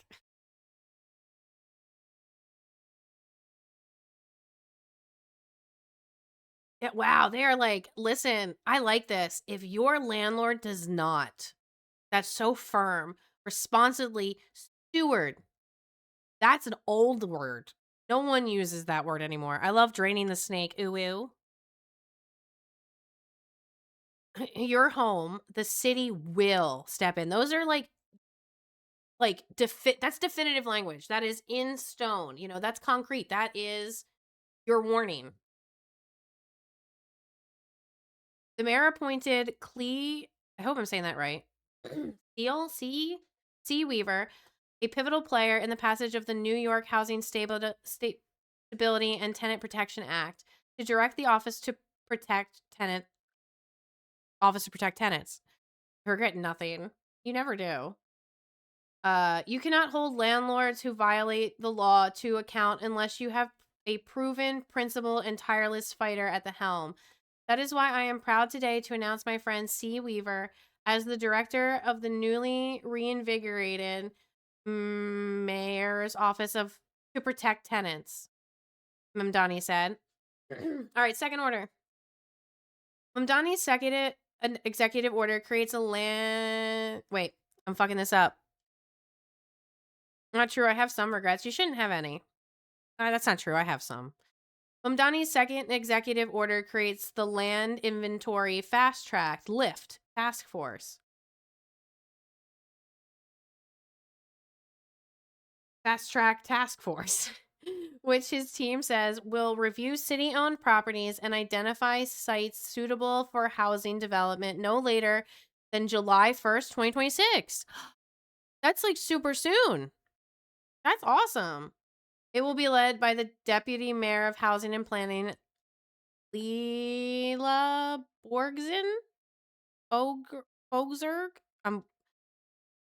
Like the one time I could have had cheesecake and I said no thanks, it's fair. The third order signed by the mayor creates the streamlined procedures to expedite equitable development speed. Oh my god. The Speed Task Force, the Lift Task Force, the Speed Task Force. I'm glad that they're just like, they're doing okay acronyms, all right? Which Mamdani said will identify and remove bureaucratic and permitting barriers that drive up costs and slow housing construction and lease up, making it more affordable to build and easier to access housing across New York City. Bozerg, I hope I'm saying that right, and Deputy Mayor of Operations Julia Curson will have the leading roles. Guys, he's kicking ass. Like, already. I do love that, like, so far I've seen the Times of Israel combat anti-Semitism. There was another one, hold on. And the Jewish Telegraph Agency all talking about him revoking the Eric Adams anti-Semitism stuff. Or not the anti-Semitism, like the boycott, divest, whatever. The thing.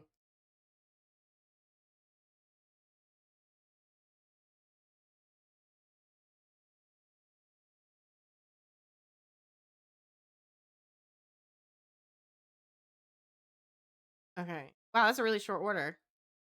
And it also went into effect immediately.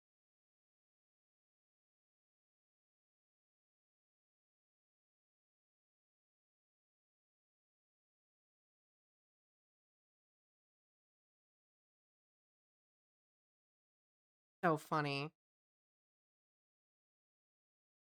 Is he facing backlash? Or are you guys just saying he's facing backlash? Mayor Mamdani blasted for revoking. Continue without supporting you. Yes, please. Mayor Mamdani blasted for revoking city policies that support Israel. Anti-Semitic gasoline on an open fire. Israel has accused Big Apple Mayor Zohran Mamdani of pouring anti-Semitic gasoline on an open fire on Friday after the far-left anti-Zionist poll set his first day in office revoking city policies that supported the Jewish state.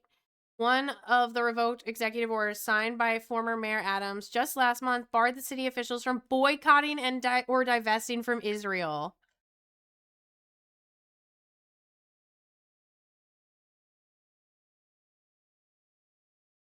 Boy, that's weird. Why is boycotting Israel anti-Semitic? Someone explain that to me?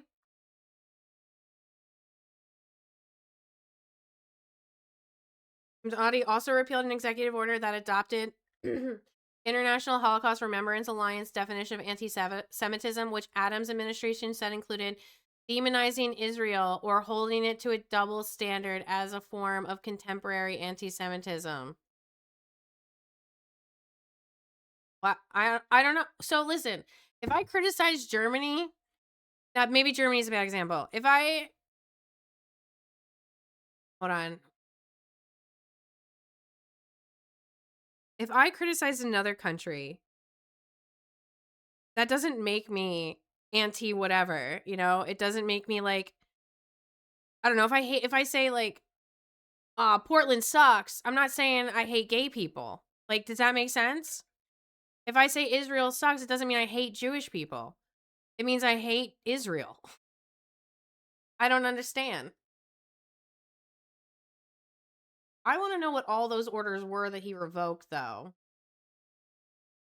Oh, here's a list of his full ones, though.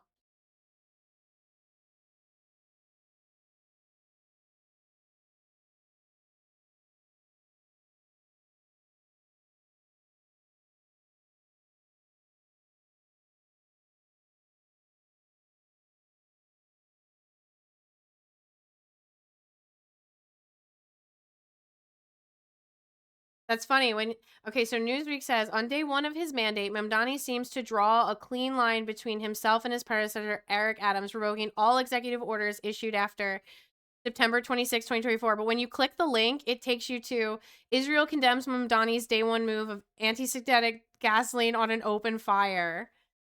That's funny. It's almost as funny as the top of the hour ad break, which is happening in like 40 seconds. Criticizing the government or the people in charge is not the people themselves. Exactly. It's like, we shouldn't be making fun of you, Bitter, for what your country has done. It's just fun because you're British and like you were the top rung. Now we are. So like people can punch up to Americans, but we shouldn't punch down on other people, right? And I would say America and Israel are up there for like the punch up. You always punch up, you don't punch down. Even in comedy.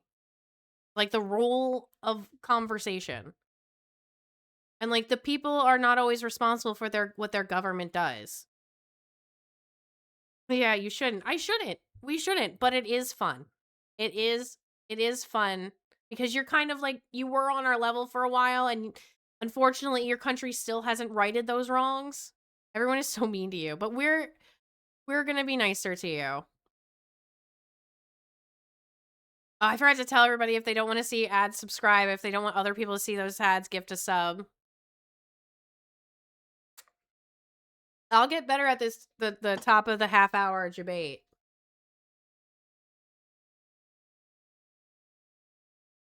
All right. That's so funny. It links right to the Israel comment, not to like all of the executive orders. Second order issued on the same day, established. Don't be nice. IDK, how to react to that? That's fair. I'm just a little guy.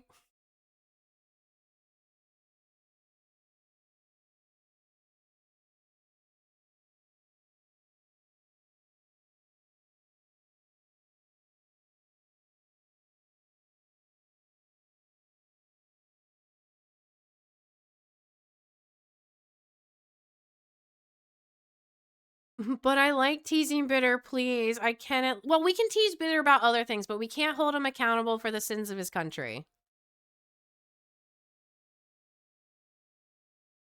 Don't tease me.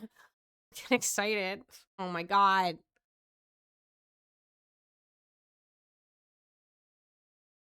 Why would you make the video? I don't want to see the video.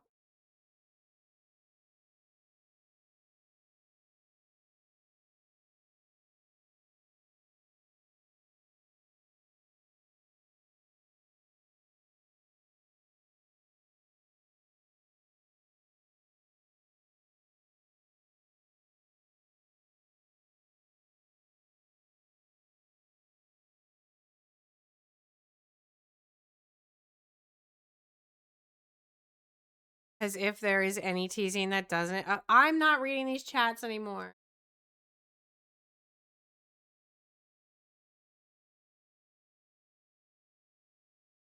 Okay. I do enjoy that he took away some of Eric Adams' executive orders. I appreciate that he took away specifically the boycott and divest one from, like, if you were a city employee and you were found out to be boycotting Israel, you could lose your job. That's what Eric Adams signed into law.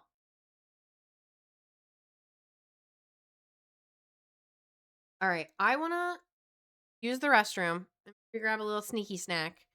But I also want to watch the first Senate election prediction map for Let's Talk Elections because I want to lock in. Wait. Was this Zohran Mamdani makes an announcement at Brooklyn Grand Army Plaza live? Oh shit. When is it for? Notify me. When is this happening?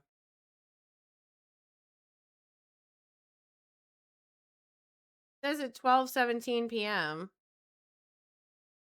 What's the actual start time? Whatever. I'll put the notification on. How do I?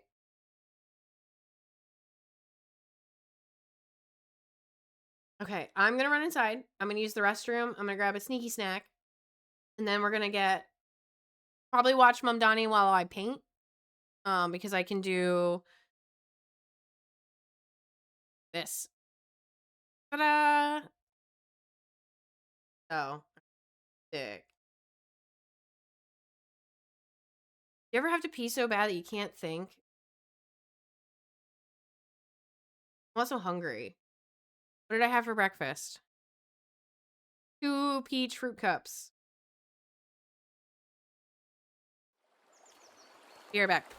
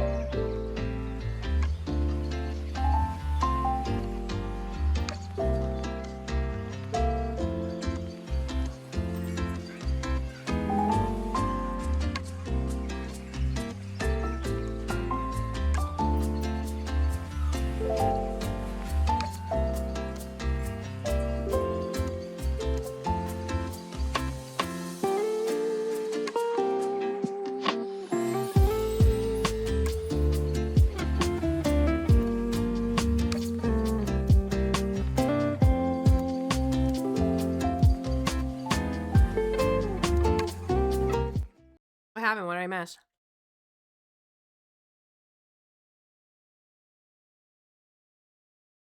Okay. Wait. I got peanut butter and jelly. Although, as I was leaving the house, I wanted a tuna Hey guys, fish welcome sandwich. back to today's video. Today is Thursday, January 1st, 2026. Happy New Year. As we do on this channel, we always start off the beginning of every single month by doing an updated Senate or governor prediction, whichever one decides to come first. This case, we're looking at the U.S. Senate, but I'm really excited for the new year, guys. I hope you had a great New Year's Eve. I spent mine in Washington, D.C., none other than in the nation's capital. Obviously not in the Capitol building, though maybe that could be in due time. But yesterday was fun. Hope you guys had a great evening. And today we are right back into it, getting into the nitty-gritty of the 2026 midterm elections as we are officially in the year of the midterm elections.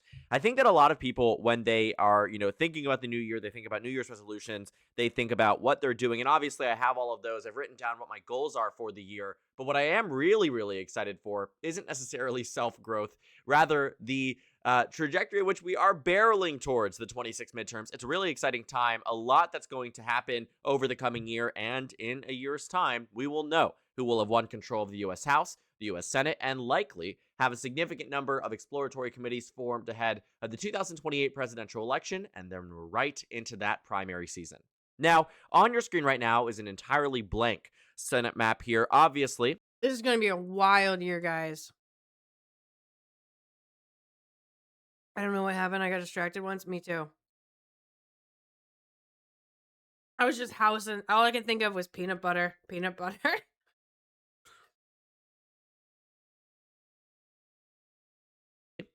the majority of these states are spoken for. We know how they are going to go just based off of electoral trends and incumbency factors and just the partisanship of a number of these states. But we are going to be focusing on quite a few today. And so I want to start off this video by characterizing all of the states that we consider to be safe.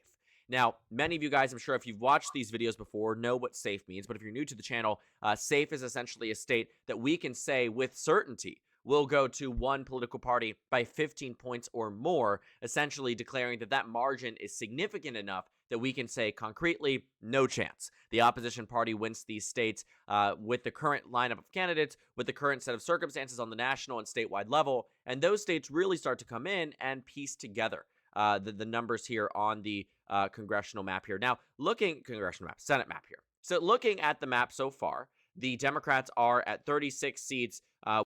This looks terrible. This looks absolutely terrible. I have done a trash job on this so far. I hope I can salvage this. With my characterization in Illinois and Oregon, but we have quite a few states that we can actually say are going to be, again, with certainty, quite good for the Democratic Party. States like Massachusetts, Rhode Island, New Jersey, in previous predictions I had as a likely state, I no longer think it's going to be a likely state. I think we're going to move it over into the safe column, especially given the national environment of 2026. We have New Jersey, we have Delaware, we have Massachusetts. Virginia joins that bunch, especially after the astounding strong showing for the Democrats in 2025. No real reason to believe that with a strong incumbent like Mark Warner in 2026, they are on track for a significant victory. He won by 12 in 2020. In 2026, it's going to be much better than 2020 was for the Democrats, especially on the congressional level. Virginia goes out there as safe blue. I'd say Minnesota joins the ranks as well. When you look at the Republican candidates there, the frontrunner's name is Royce White. If you have any interest in looking at electoral history, you can look at 2024 and look at how poorly he performed despite Donald Trump coming within about 4 points in the state on the presidential level. In 2024, in the Senate race, though, Royce White ended up losing by a pretty significant. It looks good. No, I'm telling you. Not good. Remember, the first few layers will be your model's ugly face. That's true. That's true. Not everything can look good on the two thin coats. Amount. That race was won by Amy Klobuchar by about 15. And so he is running again for Senate in 2026, this time an open race, but the Democrats, I think, are going to fare quite well, especially with Mike Lindell as the front runner on the GOP governor's side. I'm largely of the opinion that in 2026, Minnesota will be that safe Democratic state. So that brings us to Democrats at roughly 40. Yeah, the My Pillow guy is running for governor in Minnesota. And it's like, bro, congratulations to Tim Walz on your victory as governor. 43 seats in the safe column. Republicans, of see it course, coming together. have their own states that they can consider to be safe as well. These are states like Idaho, Wyoming, South Dakota, Montana, Kansas, Oklahoma. These are states that when it's all said and done, we fully expect the Republicans in these races not really to have that significant of a challenge at winning re-election by quite a significant amount. And it really shows the true strength of the Republicans on this map because they have a lot of these states that we can consider to be safe.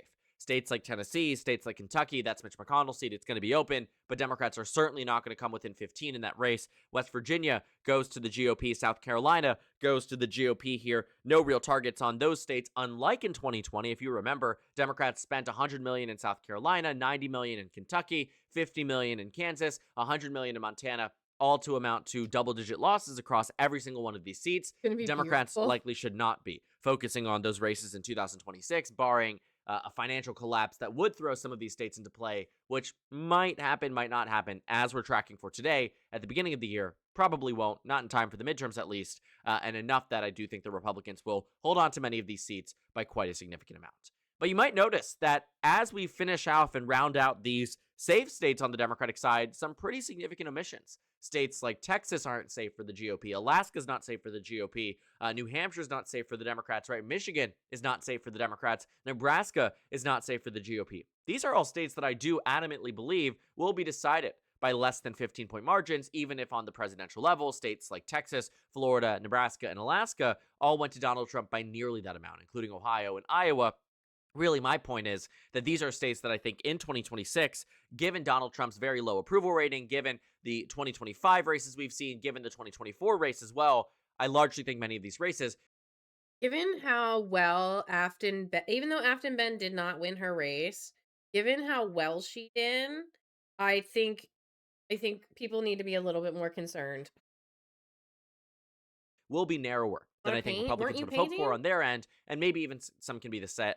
Some of these things can be said for the Democrats on their side as well. Now, we have 12 races here, but we have likely states that are states to be decided between 5 and 15 points. These are the states where, barring a massive change in trajectory, the party at which is expected to win these likely states will end up winning them come November unless something dramatically changes. I think that we have seen over the past year a lot of these likely states really not change all that much. Maybe some states have moved over into being likely. Maybe some of these states have moved over out of being likely. They've gone back and forth. But for the most part, the majority of these states we're about to characterize are spoken for. The margin is just what we're really focused on. For instance, a great example of this is a state like Nebraska, where you have incumbent Republican Senator Pete Ricketts up against Dan Osborne, an independent who... Welcome back, Saint. Hopefully you found the drain, Snake. I was tidying up. Oh, my bad. You said you had a paintbrush in your hand last time you said anything. Who ran in 2024 and came within 6 points of winning a Senate race in a state that Donald Trump won by 21 points. You saw that 21-point margin, 60-39. In the Nebraska Senate race, though, Dan Osborne, not a Democrat, an independent, came within 6.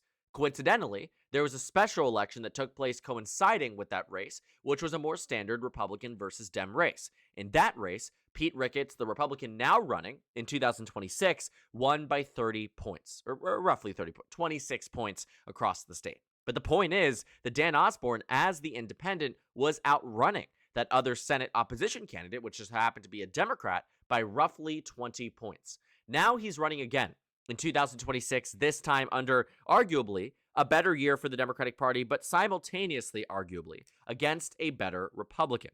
So Pete Ricketts probably is going to win this race, but when we take a look at the margins here, it is going to be closer to 5 points than it is 15 points, and I do think that Dan Osborne stands an outsized chance with, a major change in the race. We have a hair clog. Ugh.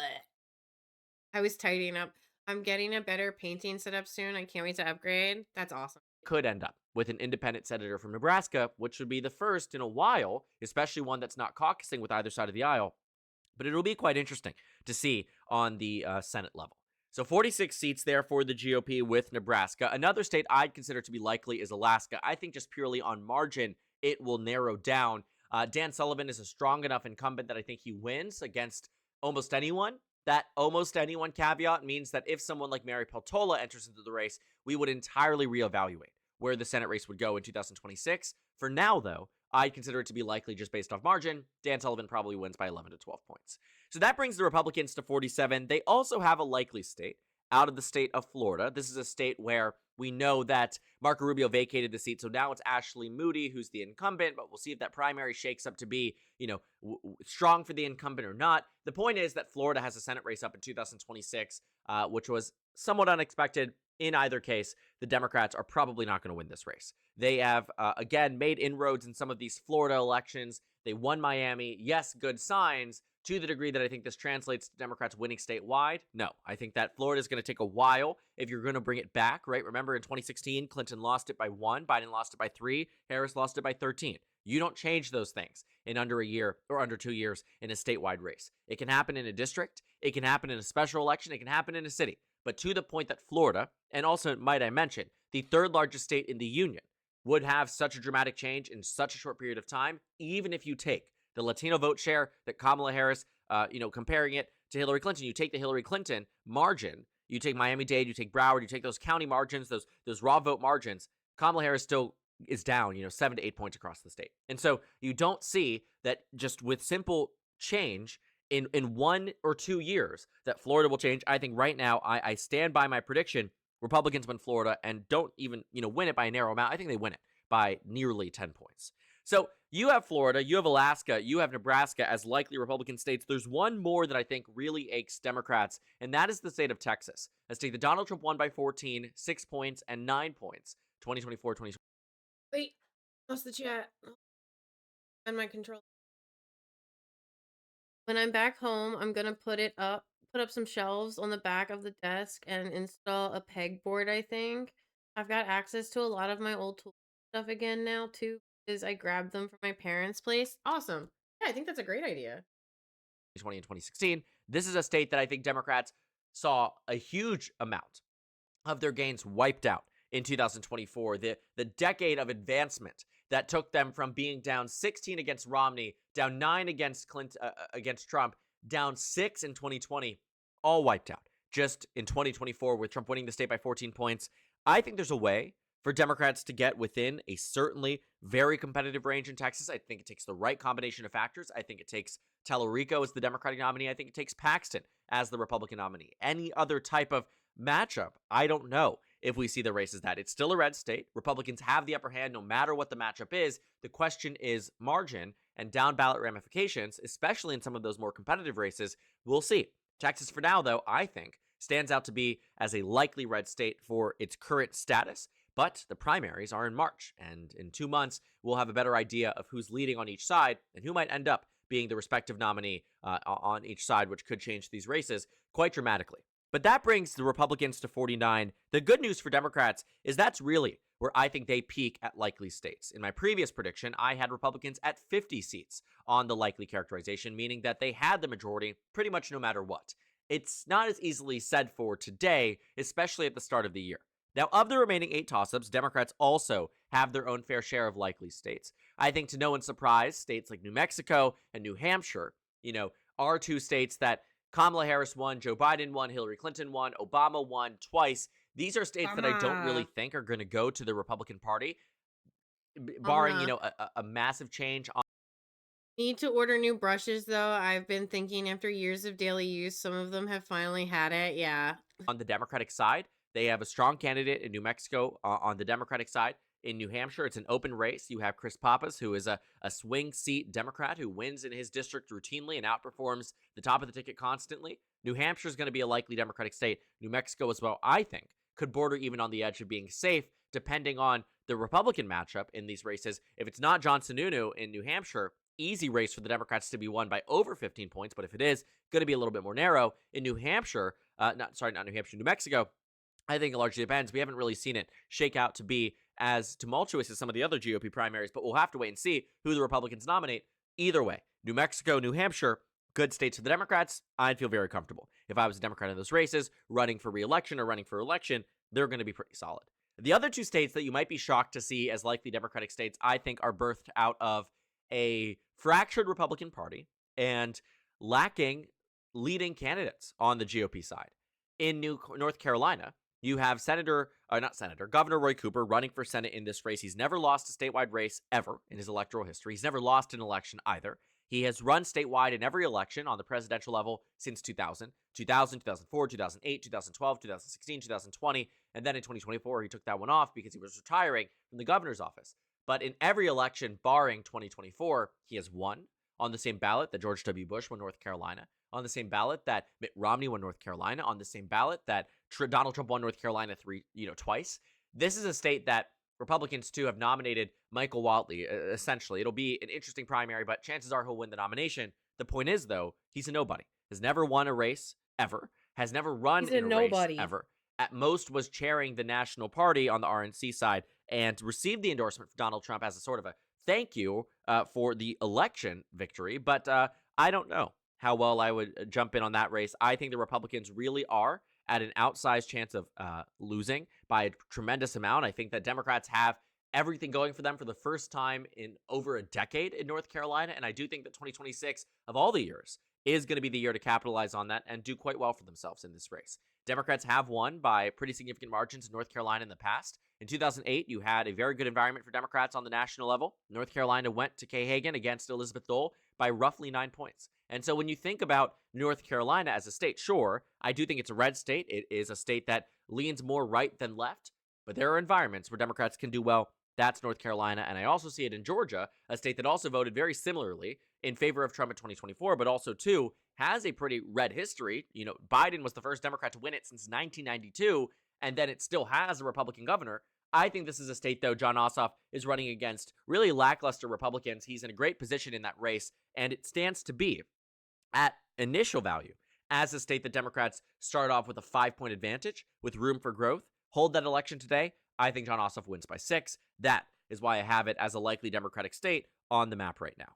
And so that pretty much rounds out our likely states on both sides of the aisle. Republicans have Florida, Nebraska, Texas, and Alaska. Democrats have New Mexico, New Hampshire, North Carolina, and Georgia. But these final 4 states here are really what is going to make or break the Senate majority.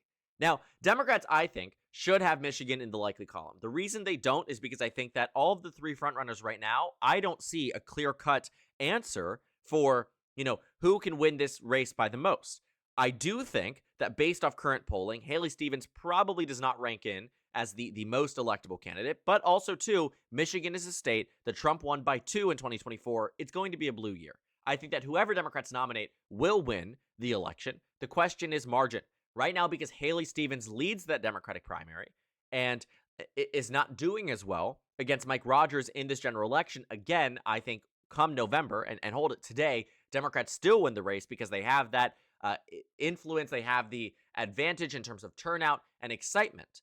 But I don't think it's going to be as solid as it should be, and that's something that we should talk about in a future video. But that's the reason in hesitation why I don't have Michigan as a likely Democratic state, even though in 2018 and even in 2022, Democrats did very well for themselves in this state. I don't think that it's going to be as simple, especially with the governor's election, kind of a mess right now with Mike Duggan, but we'll have to wait and see how that shakes out. So 48 seats right now for the Democrats. Michigan rings in as a state that I think Democrats probably with Stevens would win the race by maybe 2 or 3 points, but that brings the Democrats at least with a gain because they flipped North Carolina, which right now is held by Tom Tillis, but Democrats again have that pretty significant advantage in that state. So 48 for the Democrats, 49 for the Republicans, Maine, Ohio, and Iowa. These are the real tricky ones. Republicans are incumbents in all 3. They have an electoral juggernaut in Maine, a retiring incumbent in Iowa, and an appointed incumbent in Ohio, which doesn't really have as much of a factor or a level of influence that helps on the electability standpoint. But these are the states that are really, like I said, going to make or break the 2026 midterms for the Democrats. And I do think that, while Democrats will win Maine, I think with Graham Plattner or Janet Mills, like in Michigan, they could still end up past the finish line. I think that Susan Collins is a very strong candidate. The very strongest of all the candidates we have seen in years past, in many cases, cannot overcome partisanship. And while Maine is a state that has withstood the test of time for Susan Collins, I think I have to remind you that we are in a different political era in 2026 than we were in 2020, than we were in 2014. Okay, but also, no one's run against fucking Susan Collins. Dems can only snatch defeat from the jars of victory, yeah. I want Troggoths now. Maybe I'll 3 print some. Yeah, sure, whatever. Because I'm painting it so bad and you're like, yeah, I could totally do better.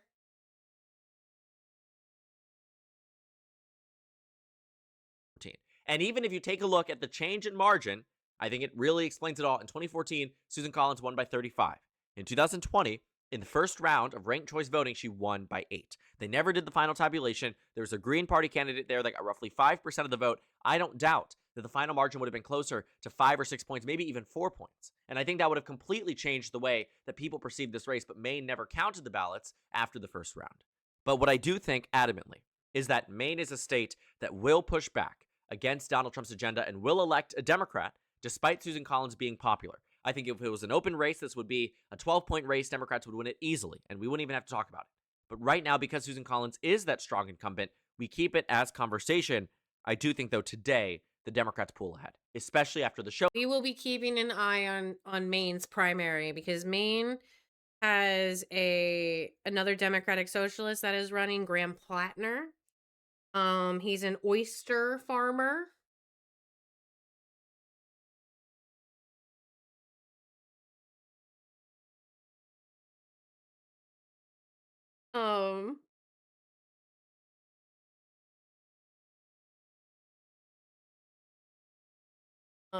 But yeah, we'll be keeping an eye on Maine. Sure.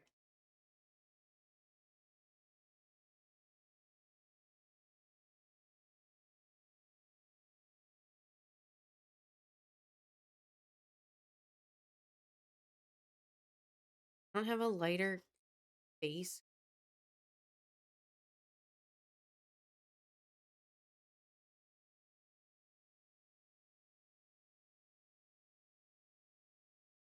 I don't know, guys. Struggling with this one. Goody owes me a missing part for a kit that I had to 3D print. Oh!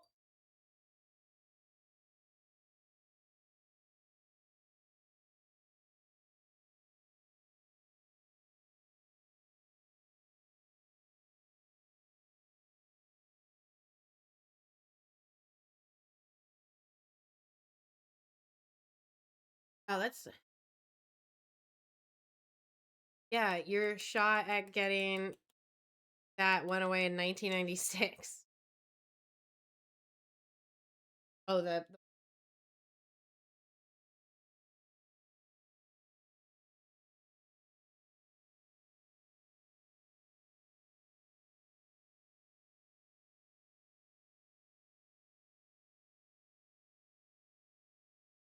Is this... Your customer service died.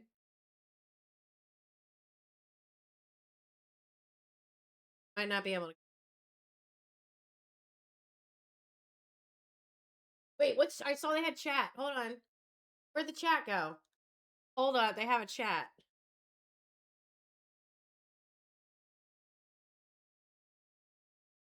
Live chat. Let's see what they're saying.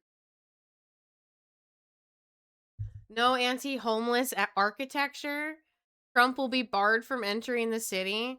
So Venezuela is again ready for talks. Will it get the Colombia treatment? Colombia also helps on the war on drugs and gets struck. And what happened to all these Venezuelan refugees that were turned illegal overnight on the 7th of November? Anyways, I'm going to have to go to dinner. I'll be back when the time is right. Love you guys. Love you, Bitter. Have a good dinner.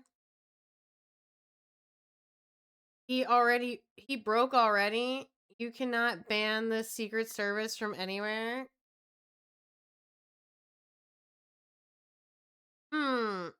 Thinking, let's wait and see if this guy acknowledges the queen of our sun. Back to the tangerine. Getting to work, I see. Live on CNN. What a shame. New York is ruined. We were singing by Bits, Bus, and Grand Torrens. Took the models to the shop, but the shop was closed. The good works were Crumpin guards and Grots. Like, oh, so it's like American Pie.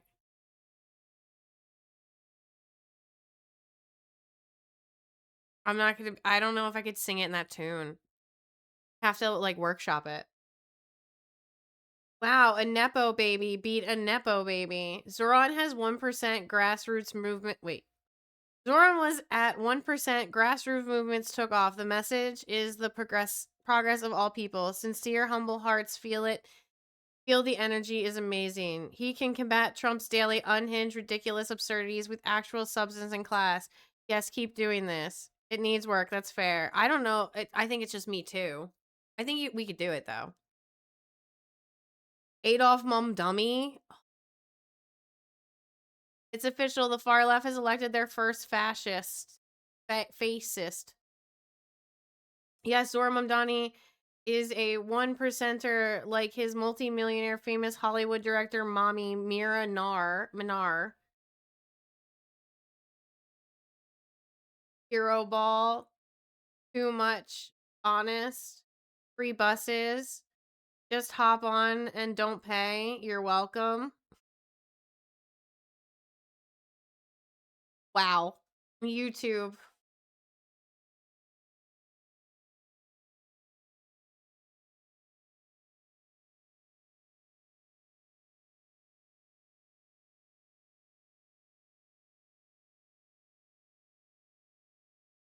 Man, the right is hoping copium for New York City. Wait until I find a Fox News broadcast about Zohran.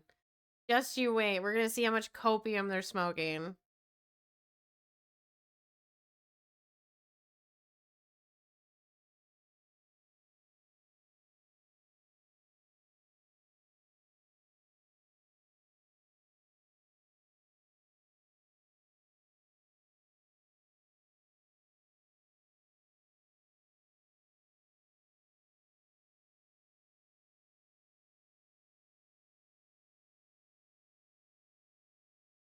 I think the right has been hoping copium for a while.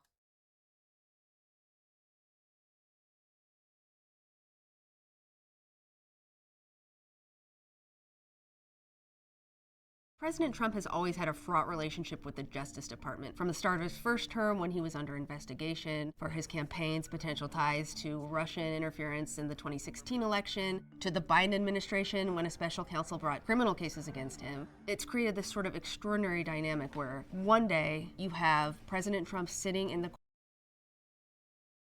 Okay, sorry. Sometimes my videos just don't want to play properly. This is the Wall President Street Trump has always had a fraught relationship with the... Inside Trump's second turn takeover of the Justice Department. It's only like 5 minutes long. I want to watch this while I paint a little bit. But I'm excited to see how many more executive orders Zohran passes in the next, like, I don't know, to the end of 5 o'clock today. Right? I don't think he's going to make his employees work on a weekend. The Justice Department. From the start of his first term, when he was under investigation for his campaign's potential ties to Russian interference in the 2016 election, to the Biden administration when a special counsel brought criminal cases against him, it's created this sort of extraordinary dynamic where one day you have President Trump sitting in the courtroom as a defendant. I drink, and then and I later know he's things. walking... Your _pal_blue69 would like you to drink something. I will say, ever since I started drinking water more, really like it. And I can't drink my water room temperature anymore. Before, that was like one of the few ways I would drink it. Now it's like, if I take a sip in the morning and it's not cold, I'm like, oh, what is this hot tub water in my tumbler?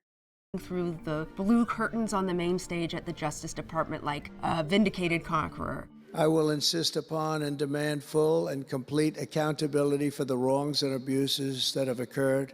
From putting loyalists in top law enforcement roles to wielding his clemency powers to undo thousands of hard-fought convictions, here's a look at how Trump has fundamentally changed the Justice Department in the last year. My name's Sadie Gurman, and I have been covering the Justice Department for almost a decade. During Trump's first term, Trump had chosen attorneys general who he expected to be loyal to him. You had Jeff Sessions, and you had Bill Barr, and Sessions and Barr just didn't go far enough. Oh, yeah. Oh, my God. Back then, we had people who, hold the line. Like, hey, maybe we shouldn't be doing American Pie. Go with, like, fictions. I have recused myself in the matters that deal with the Trump campaign. Well, the early claims that I understood were completely. I forgot about that key fucker. Completely bogus and silly and usually based on complete misinformation. What Trump learned during his first term is that he wants an attorney general who's going to be more of a personal defense attorney. That leads us to Pam Bondi. Our predecessors turned this Department of Justice into the Department of Injustice, but I stand before you today to declare that those days are over and they are never going to come back. In the first year of his second term, Trump has basically brought the Justice Department to heel. This was very clearly on display when Trump explicitly asked Attorney General Bondi to file charges against some of his top opponents, like New York's Democratic Attorney General Letitia James and former FBI Director James Comey. The indictments of Comey and James, which I think we're both thrown out now at this point because, like, the person who like tried to get them, like, I don't know, I don't know what it was, but basically she found like invalid. marked a massive shift for the Justice Department.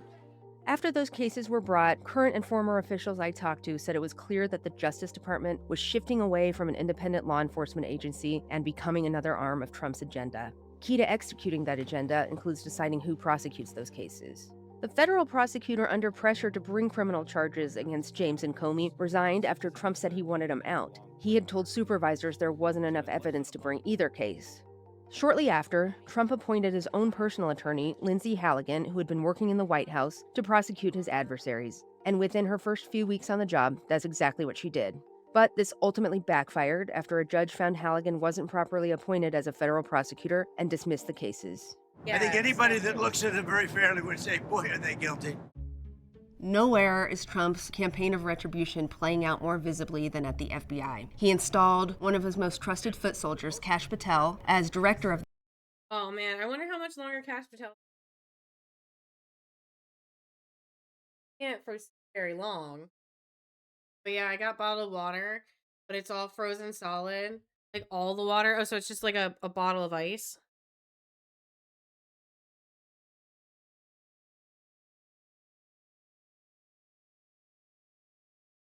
The FBI, and as soon as he got there, he started making sweeping personnel changes. There's a lot of concern about a lot of that institutional knowledge walking out the door and what that means for what have traditionally been the FBI's main priorities of fighting terrorism and other national security matters. One result of Trump's emphasis on fighting violent crime in blue cities is that FBI agents have been working alongside local police, patrolling the streets and focusing on lower-level street crime, which is not something they've traditionally done. We're getting the FBI agents out of the headquarters in Washington, D.C., and back on the streets in pursuit of dangerous criminals where they belong and where they want to be. I've heard agents complain that they're spending their time writing citations to food truck vendors and arresting drunken drivers rather than working on their own white-collar cases and national security cases, and they're very concerned by this. Free J6! Free J6! Outside the halls of DOJ and the FBI, Trump has been using his executive authority to grant presidential pardons in sweeping fashion. So this is January 6th. These are the hostages. Approximately 1,500 for a pardon. In the first year of his second term, Trump has granted clemency to more than 1,600 people, and more than half of those pardons relate to prosecutions initiated and pursued by the Justice Department during the Biden administration. Trump has also found ways to wield influence over various law firms during his second term. He singled out firms that had worked on behalf of his political opponents, claiming their work was an attack on the administration and its policies. He secured agreements from 8 law firms to provide nearly $1 billion in pro bono work in order to avoid severe sanctions like losing government contracts and security clearances. This unprecedented attack had a chilling effect of deterring some lawyers and firms from representing clients or causes that challenged the Trump administration. Yeah, and then their clients that like weren't Trump or government were like, we're not gonna work with you anymore. Oh, hold on, I missed chat.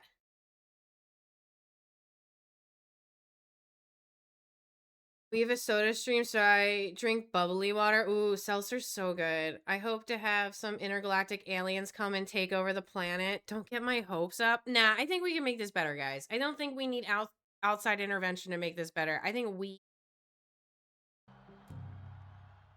Something that I hear from a lot of people who worked in Trump's first term in the Justice Department and stopped short of doing some of the things that we see his appointees doing now is that they didn't want to do this because they knew that it could mean that a future Democratic administration would do the same. Aliens that look like Danny DeVito and sound exactly like Iron Mouse. Yeah, that is a sexy alien saint.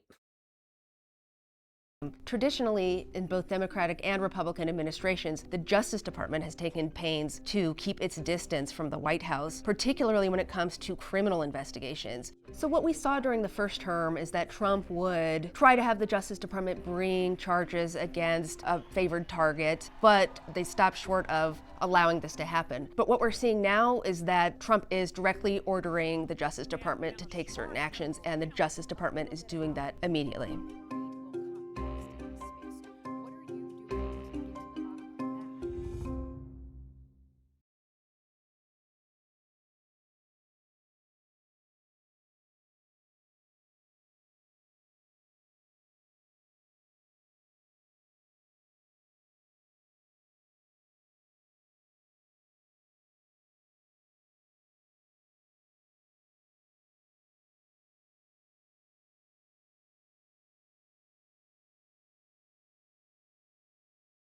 Of cold water, I regret not enjoying water sooner in life. My skin would have been very thankful for it.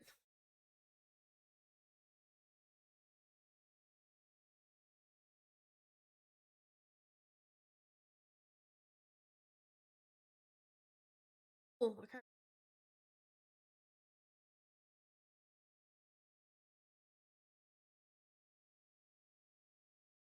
My biggest problem with water though is when you stop drinking water for a while and then you start drinking again and the amount of time you have to go pee.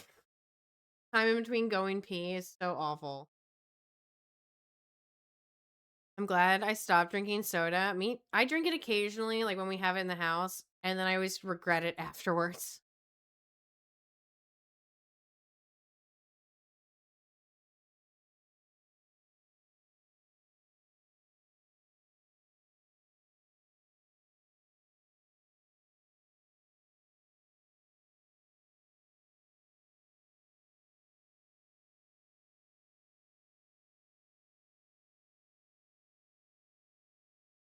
I have ginger ale in case of stomach problems. I have usually a cola for caffeine. Sometimes I don't want a whole ass soda or a whole ass coffee.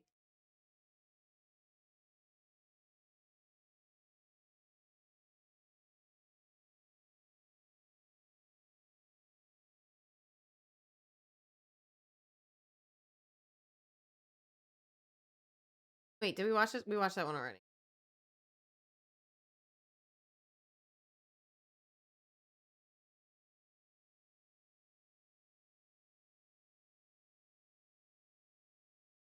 You know, Jack Smith, a deposition in front of Congress and release. But I don't know if I have the 8 hours in me to cover that today.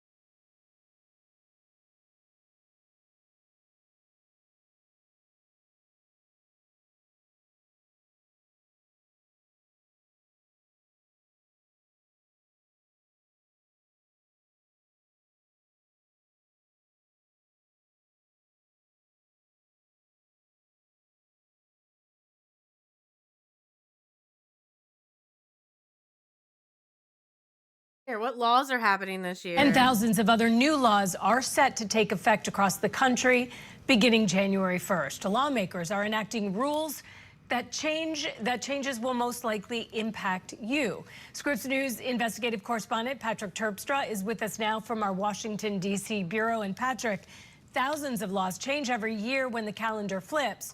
So you've been looking into some of the big ones to watch out for. What do we need to note? Hey, Holly, and a very happy new year to you. So some of the big issues this year, AI, as well as alcohol, a huge range of issues, also including affordability, something we've been talking about all year, as well as cost of living. A lot of state lawmakers this year signing laws designed to make life a little bit easier when it comes to your wallets and pocketbooks, especially with regard to the minimum wage. A total of 20 states are taking their own steps to raise the minimum wage beginning on January. Okay, New Jersey has been raising, like, New Jersey signed into law, I don't know, a few years ago, that we're raising the minimum wage to something. I forget what it is, but every year it goes up incrementally for certain companies that have a certain amount of employees. So don't give them credit here. It's been going on. January 1st, and as you look at the map, you can see we're talking about states all across the country. Washington State there, now the first state to go above $17 an hour in minimum wage, $17.13. A big reason for that is because they tie their minimum wage increase to inflation. We mentioned AI, artificial intelligence, another one of these huge issues we've been talking about all year. New concerns about privacy as well as transparency for consumers, and provisions requiring opting out capability for people that don't want their data and information included in these types of programs, but at the same time trying to make it more accessible and more accurate, and trying to have laws that talk about not having discrimination when it comes to artificial intelligence. So a huge number of laws. It's so hard. Wait, do they mean like we can't discriminate against AI? Oh my God, can we just legalize pot federally so I can partake? Yeah, it got rescheduled. It's down to a schedule. Whatever one Tylenol is on. Like a schedule 3 or schedule. It's not on heroin anymore. It's like third place. I don't remember though if it goes like 1 is the worst or 3 is the worst. I just don't remember which order it goes, but it did get decriminalized or reclassified. Yes, pot should be legal. AI is awful. I will if they're going to tell me I can't discriminate against AI, I'm going to be calling every AI platform clankers. Okay. But the other thing is too, is like AI technically already discriminates because it just absorbs the knowledge that has already been given to it. And most of the knowledge it's been given is flawed. Like, if it's studying a million textbooks on, like, body mass index, but we know as humans that body mass index was only invented to, like, give the measurements of, like, 5'11" white males in England. One is worse. Still can't have a CDL license, and we get randomly tested. Yeah, I hope it one day becomes federally legal. I will come up with new words to insult AI. Yeah. Relating to artificial intelligence, but one law standing out that is looking at climate change and the effects of climate change, talking about Hawaii. You'll recall the Lahaina wildfires devastating there, dozens of deaths there. The state lawmakers there have now created the first in the nation rule that actually will increase what they call a green fee for tourists staying at hotels or private properties there, costs that will allow them to pay for things like renourishing beaches after a significant. That's great. That is a great way to implement like climate changing things. If you are an island especially, and you are having tourists come there and shit all over your island, and you don't even get the ability to improve it and make it better, they should be charged a fee for that. I think that's genius. I think New Jersey should do that, okay? Erosion events, but also paying to clean up and prevent wildfires, just among the many different laws that go into effect when the clock strikes midnight. Holly. A few other notable ones. One that stood out to my producer, Shari, making changes when it comes to DUI enforcement. So tell us about those changes. Absolutely. A number of states trying to ramp up possible penalties for DUI crashes. Talking about Nevada A lot of us associate, of course, Nevada with Las Vegas, and where there is a drinking culture there. If you end up in a DUI crash that is fatal, there are much stricter penalties that you will face in 2026 potentially, but also cocktails to go, something that was made popular in the pandemic. Those are now allowed permanently in Nevada, so making alcohol more accessible in that state. Meanwhile, Utah, next door, that already had some Wait a minute. We're going to enforce stricter penalties for DUI, but we're only going to make your ability to have a DUI easy. Tell me law enforcement isn't for profit without telling me. strict restrictions when it comes to alcohol. They're actually going the other direction, making even more restrictions take effect in 2026, including requiring an ID check for anyone, regardless of age in Utah, when purchasing alcohol. And if you get a DUI in Nevada, and it's considered an extreme situation with that DUI, you can lose your license, of course, but also if you get a new ID, it will now have a label, no alcohol sale, on that ID stamped in red. This is how a Utah Highway Patrolman explained it will work. When we make that enforcement encounter on a traffic stop and we essentially obtain that driver's license from that person, and we do see that no alcohol sales on that driver's license, that just allows us to be able to really just say, hey, there is a DUI passed with that person. Meanwhile, wait, hold on. I need to back that up. Are they saying that if they put that no alcohol sales on a new driver's license, that they can't purchase alcohol if they've been caught with a DUI? Am I understanding that correct?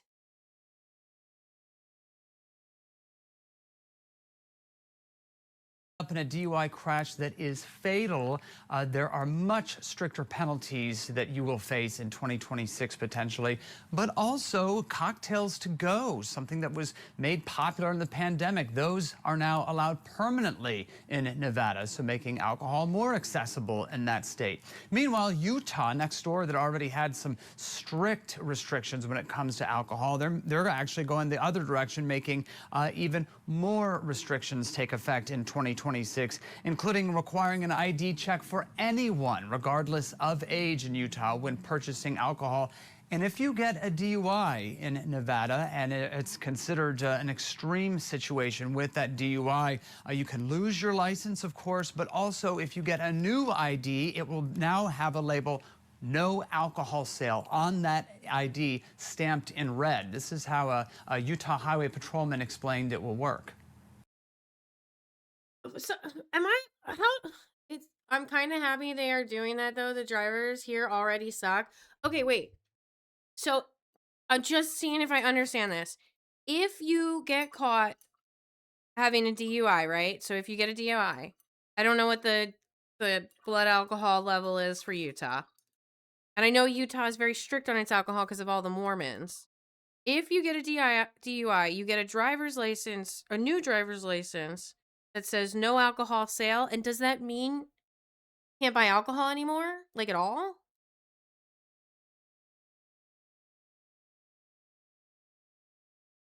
Or does it just mean like when the cops pull you over, they know that pretty much yes?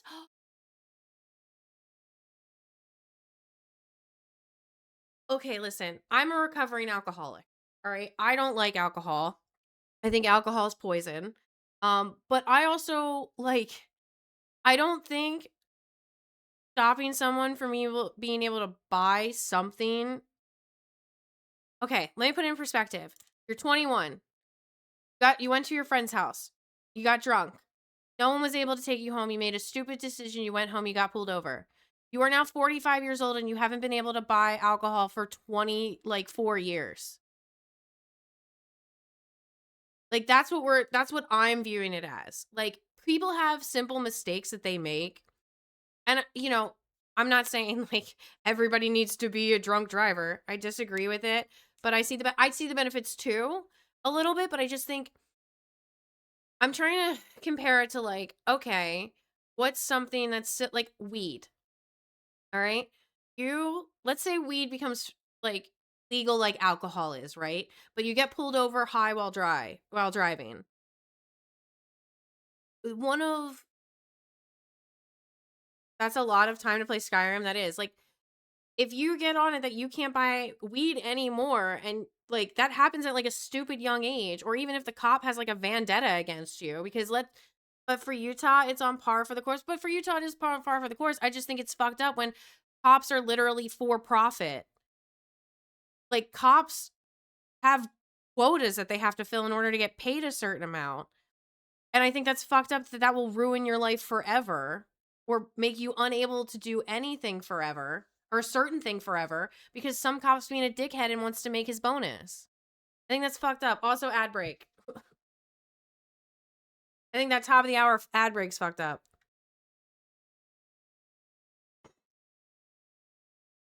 I can see Utah states are doing it. I just think it's very restrictive to people's freedoms. And again, covering, I'm a former alcoholic, recovery, whatever you want to say. When we make that enforcement encounter on a traffic stop and we essentially obtain that driver's license from that person, and we do see that no alcohol sales on that driver's license, that just allows us to be able to really just say, hey, there is a DUI passed with that person. Meanwhile, California, the biggest state, of course, population-wise in the country, they're focused on a different drug, insulin. And the cost of insulin, something we've been talking about for a very long time, as the cost skyrockets for many diabetics. California is set to become the first state to have its own insulin for sale. So a lot of people always look at California to see what might be ahead for other states in the nation. So this effort to lower the cost of insulin, a really big deal, that's set to take effect January 1st at the strike of midnight. Holly? That is a big deal. Good to hear about that. Scripps News investigative correspondent Patrick Terpstra live for us. Thanks for updating us on what we will see tomorrow. Thanks for your reporting. Happy New Year.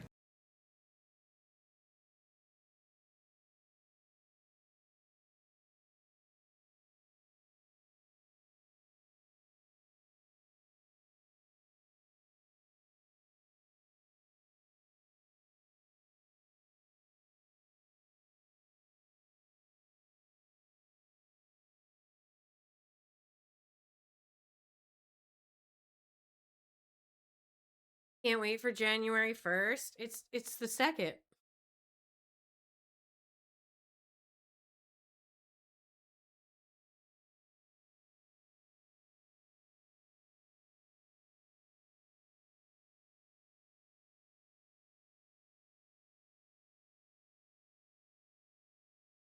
I can't wait for the 1st.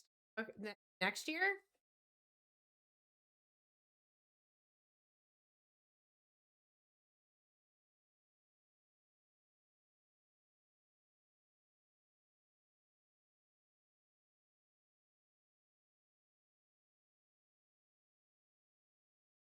Oh, no, I don't want sports. I don't want sports. Get the hell out of here. Absolutely. Hell does it look like this is? All right, so my flayed one's flesh is not holding up so well. What I'm trying to do is create like the facets of labradorite that you kind of see sometimes. So I'm trying to I see when I look at labradorite, and I'm gonna go over a light green so that they look under the skin. I'm basically just trying to build sections of that to make. Fortunately, I regret to inform you all that I am back. Welcome back, Bitter.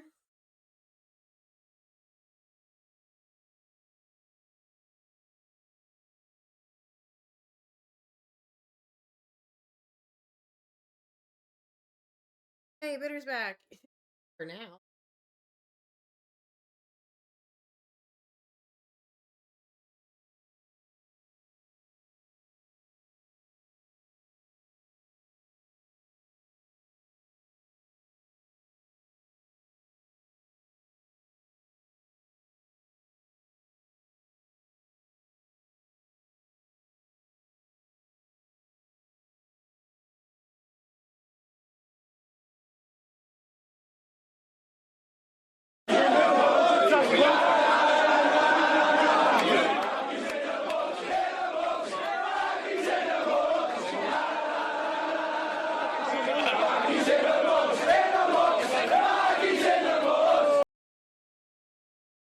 spending my points on a bean is tempting. I mean, you have them. Yeah, the beans. The beans. They're beans. They're gross beans. Well, some of them are gross. Some of them are not so gross. Baked beans? No, not beans on toast. But like there's burnt rubber, there's licorice, there's stinky socks, there's tutti frutti, there's barf, there's peach, there's booger, there's juicy bear, there's livered onions, there's cappuccino, there's wet dog, there's top banana, toothpaste, berry blue, stink bug, toasted marshmallow, old bandage, pomegranate, dead fish, or strawberry banana smoothie. I could demolish a can of baked beans right now. Do it. Okay, well, if he does it, there's also like gonna be a battle, a vote.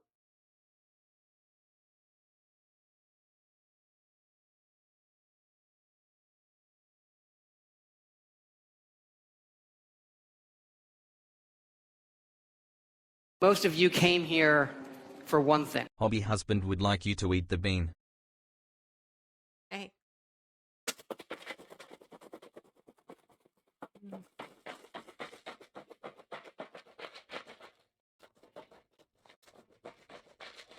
All right. Hold on, I have to get into the app.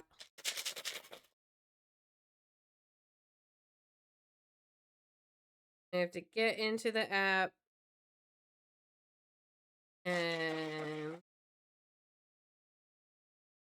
is it prediction? No, I don't want poll. I want prediction.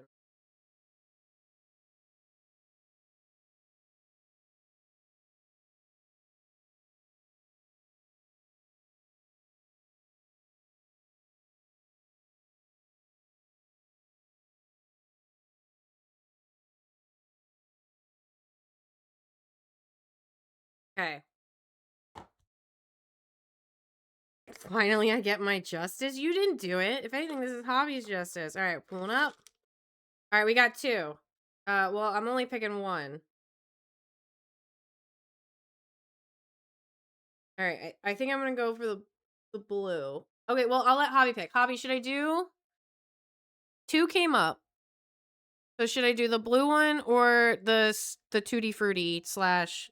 This is supposed to be toothpaste blueberry or stinky socks tutti frutti.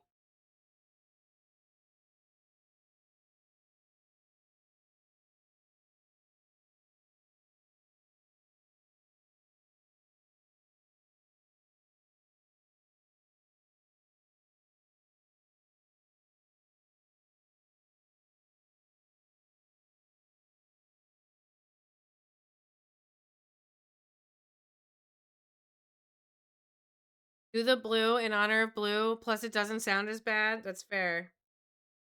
All right, you guys get 1 minute on the clock starting now for a prediction. It's down in the channel points section. Whoever guesses right wins a bunch of channel points.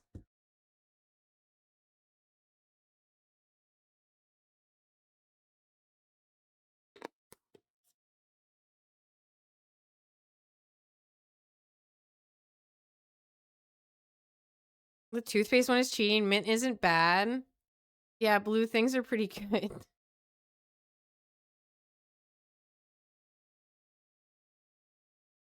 Good bean with 10 points. Bad bean with 4,011. I'm all in. All 10 of your points.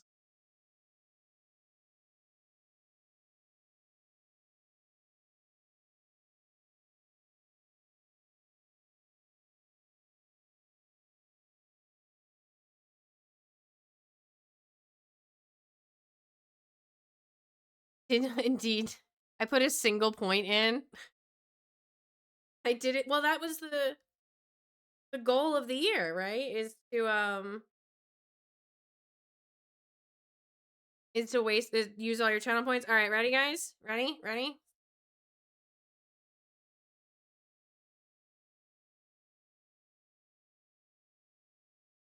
It's a bad bean. But bitter is right. It is cheating. I'm like, this is toothpaste. This isn't that bad.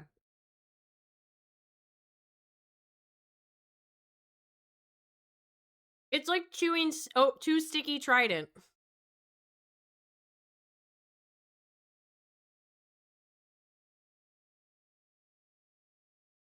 Congratulations. Who won? Who were the winners?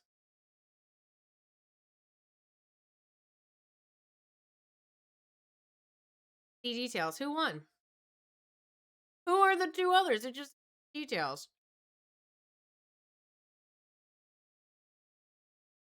Babe, you need to stop saying that. Saying what?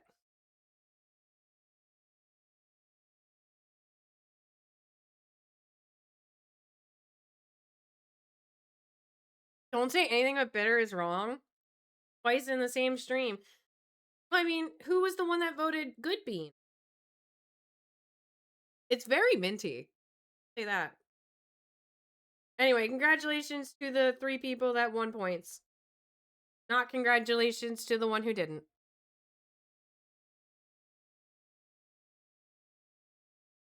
I got it right. Nice. Let's go. I voted good. Oh. Rip Hobby. Congratulations, Blue, Saint, and Bitter. Have won again.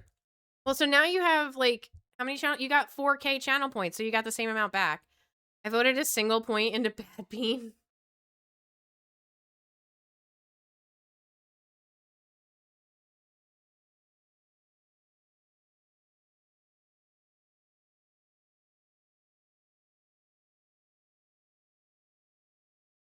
President Trump's health is once again making headlines. He now says he underwent a CT scan, not an MRI, during his October examination. The president had previously told reporters he underwent an MRI. Wait a minute, wait. If he went for a CT scan, not an MRI scan, why did they release an MRI scan? If it was possible, I would have did half a point or even a quarter of a point. I have 4K and an extra 10. Nice. MRI, but said he had, quote, no idea what. You're almost to the next bean. What's bean at? 15,000? Yeah. Body parts were covered. But in a new interview with the Wall Street Journal, Donald Trump clarified it was actually a CT scan, which his doctor confirmed to CBS News. CBS News correspondent Natalie Brand joins me now from West Palm Beach, Florida, with more on this story. So, Natalie, what do we know here about the president's CT scan? And I could do it 9 more times. It's a shame we're not doing. I'm not going to be doing much of the Master Chef. Oh wait, there is something I do need to do. I put up that I want to do a movie night once a quarter, but I also said that it was going to be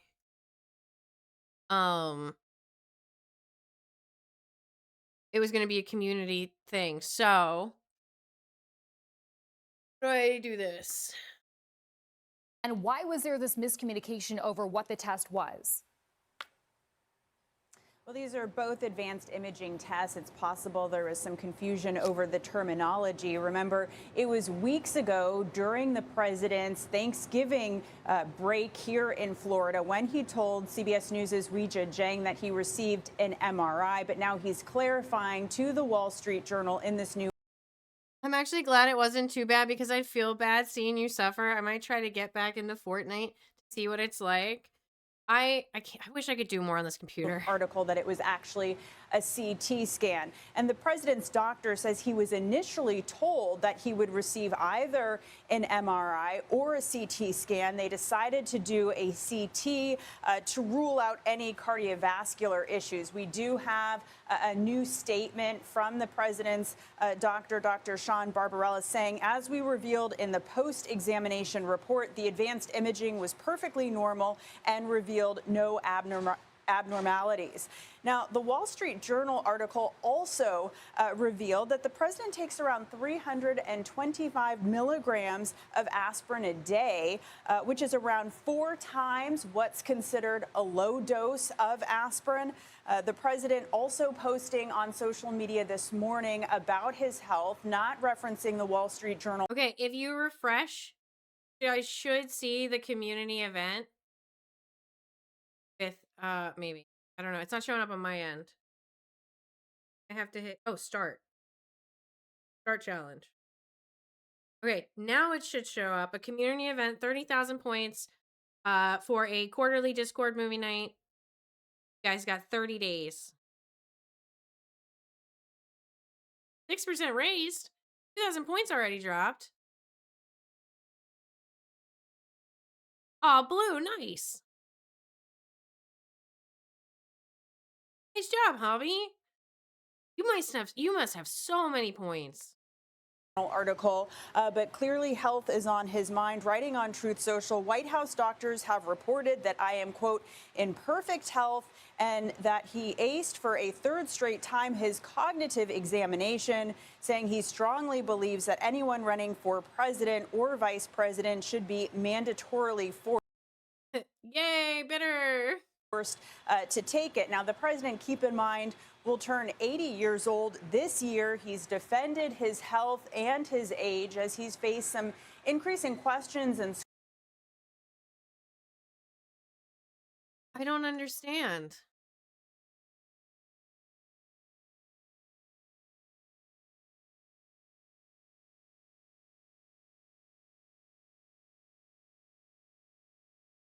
He's like never talked about his health before.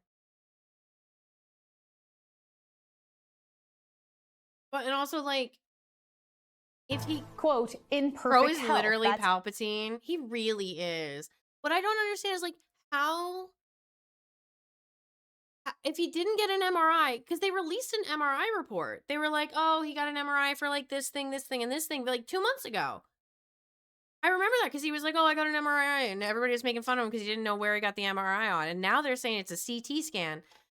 Guys, the lies aren't adding up anymore. That's how President Trump is describing himself in a new Truth Social post this morning, adding that he also, quote, aced a recent cognitive exam. The post after he gave an interview to, quote, No. We're going to read this because they never read the whole thing and it pisses me off. The White House doctors have just reported that I am in perfect health. The quotations do not help. Hope his health is horrible. We have a bet going. We do have a bet, although I'm about to lose if he makes it to, midnight, 11:59 on January 19th. The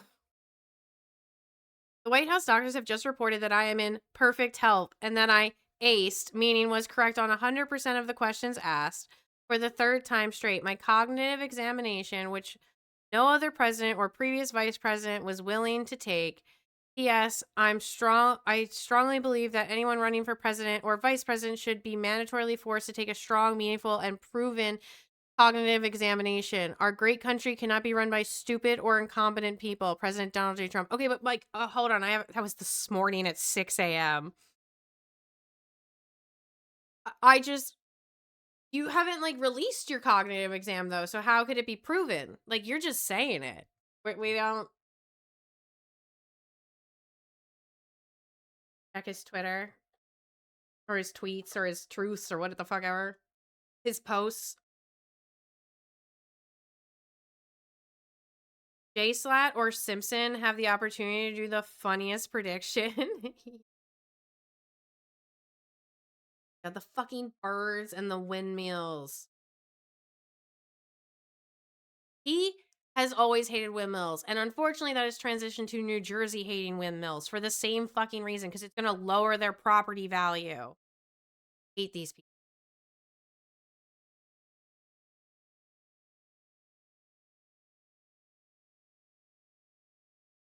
If Iran shot and violently kills peaceful protesters, which is their custom, the United States of America will come to their rescue. We are locked and loaded and ready to go. Thank you for this attention to this matter. Excuse me, you shoot at peaceful protesters. You called for lethal force to be used on people protesting in DC. I'm sorry. What? Rules for thee and not for me. This man is going to be buried at sea or have 24 security at his and have wait, this man is going to have to be buried at sea or have 24-hour security at his grave. Yeah. I don't think his family could buy enough protection for his corpse. I really don't. His memory must be going. Yeah, faster because that was this year versus like a few years ago.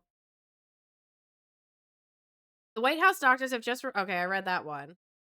That was at 6 a.m. this morning, 8 a.m. Antifa violent exposes UC Berkeley hypocrisy on free speech and tolerance. Thanks, Fox News.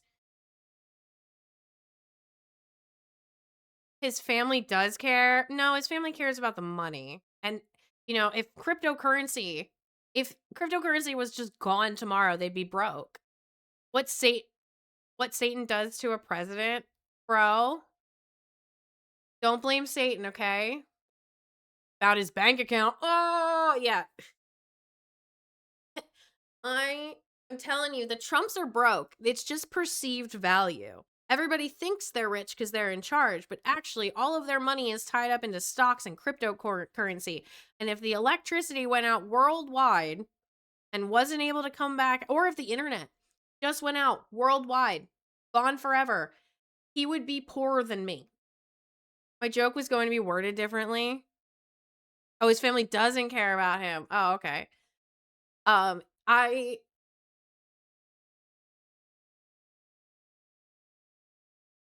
want to say this.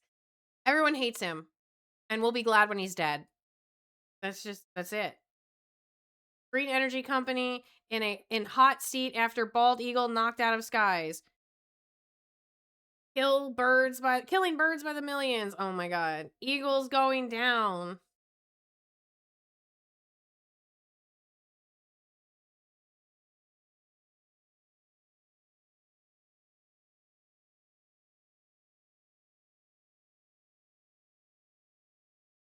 What is this building? What is this mock-up he's doing? Is he gonna tear down another fucking building and rebuild it? I hate him. I hate the way he constructs things. He's literally some old guy posting on Facebook, oh my god, the birds are government spies anyway. It's true, they don't. Tariffs are an overwhelming benefit to our nation, as they have been incredible for our national security and prosperity like nobody has ever seen before. Losing our ability to tariff other countries who treat us unfairly would be a terrible blow to the United States of America. Oh wait, is the Supreme Court talking about his tariffs again?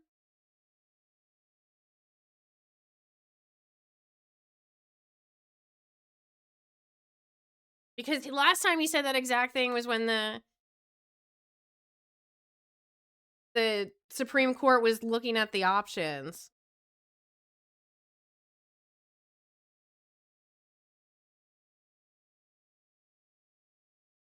It must be coming up on the docket. The birds are AI. Oh, the ones in that picture were AI? Or just real birds? Supreme Court care.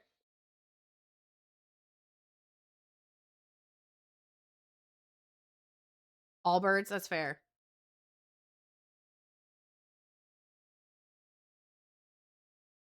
Yeah, back in November, they were questioning it, and it wasn't looking good. Pending U.S. Supreme Court opinion and potential IEEPA refunds. As we await the decision of the Supreme Court International Emergency Economic Powers Act, IEEPA, case, importers may consider filing judicial actions in the Court of International Trade or administrative actions with U.S. Customs and Border Patrol. On December 23rd, the CIT adopted a blanket order that automatically stays all actions seeking IEPA refunds until the Supreme Court issues a decision, with plans to set out appropriate next steps after Skolda's ruling. We anticipate the court's opinion will address whether it strikes down all or part of the... Okay, so they think it's definitely going to get struck down. We anticipate the court's opinion will address either its strike down of all parts of the IEEPA tariffs, or may identify a process for importers to receive duty refunds as applicable. Based on the briefing schedule, the court expects to issue its opinions in January or February. In the meantime, importers seeking refunds should consider tracking entities elsewhere. They have paid, consider tracking entries where they have paid IEEP duties, including dates of entries and liquidation and duties paid. For details, please see our previous GT alert discussing the challenge to the Trump administration's implementation of global tariffs. Wow. It must be coming. If he's going to sit there and post about it today, it's got to be on his mind. And he already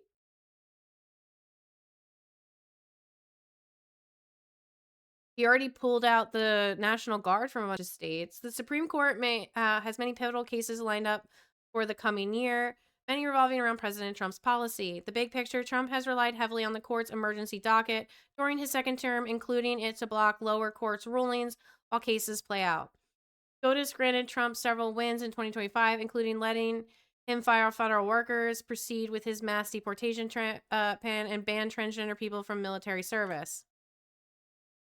Birthright citizenship. The Supreme Court will likely decide Trump's executive order ending birthright citizenship in early 2026.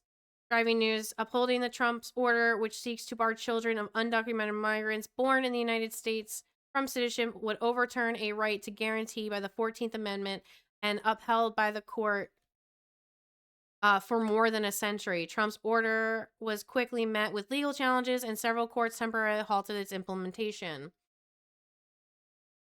The administration argues birthright citizenship applies only to formerly enslaved people who were granted citizenship under the 14th Amendment after the Civil War. Michael Leroy, an immigration law expert of the United States of Illinois at Urbana-Champaign, previously told Axios' Avery Lotz that it's impossible to predict how SCOTUS will rule because a decision in Trump's favor could have sweeping implications for other constitutional protections. Trump's tariff case. SCOTUS will decide the legality of Trump declaring a national emergency to impose sweeping tariffs on foreign goods without congressional approval in what he called the most important case ever in Learning Resources v. Trump. State of play. A ruling against Trump could force the government to refund more than $100 billion in tariffs already collected and curtails his ability to use declared emergencies to enact his economic agenda. Trump has repeatedly claimed tariff revenue will help pay down the national debt, bankroll aid to farmers, and cover the cost of new warrior dividends, a one-time 1,776 bonus for roughly 1.5 million service members, even though the bonus is actually being paid out of the previously approved Pentagon housing funds, not tariffs. Yes, that's correct. It's getting pulled from somewhere else. And also, that is your lobster dinner before you're sent off to war. Congratulations. We're going to war with Venezuela and probably Iran. The president has argued his far-reaching tariffs create jobs and boost U.S. manufacturing, claims many economists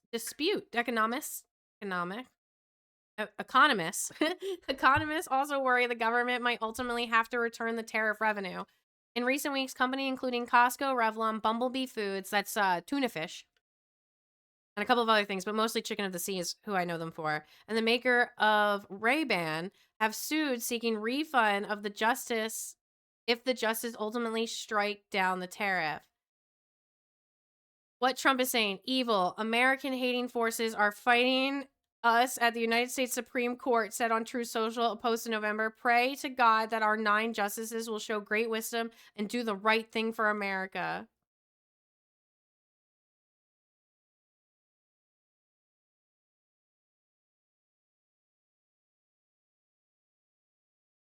Wow.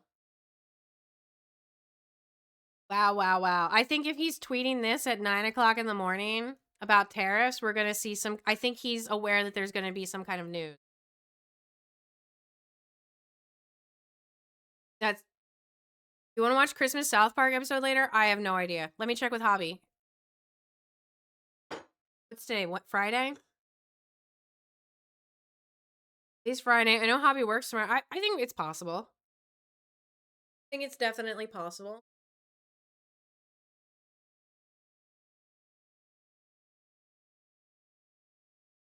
Aced a recent cognitive exam. The Post after he gave an interview to the Wall Street Journal addressing months of concerns about his health. Among the revelations, the president says that he doesn't exercise regularly. Watch these nuts. Oh, by the way, I'm pausing on the painting because my flayed one's flesh is chunky and gross. So I'm sealing it up for a little bit. But hopefully you guys can see the vision I'm having here. Hopefully it all makes sense and looks good when it's done. Possible we'll see how the kids are. Yeah. It depends on the kids mostly. Regularly, aside from playing golf, denied having any hearing issues and said the recent images of bruises on his hands are due to taking a higher dosage of aspirin than the doctors recommended, saying, quote, "They say aspirin is good for thinning out the blood, and I don't want..." I love it already. Okay, good. Because I'm like, I'm not the happiest with it, but also I need to remember, like you said, like the first layer is going to suck. First few layers are my ugly bait. I just got to keep building up.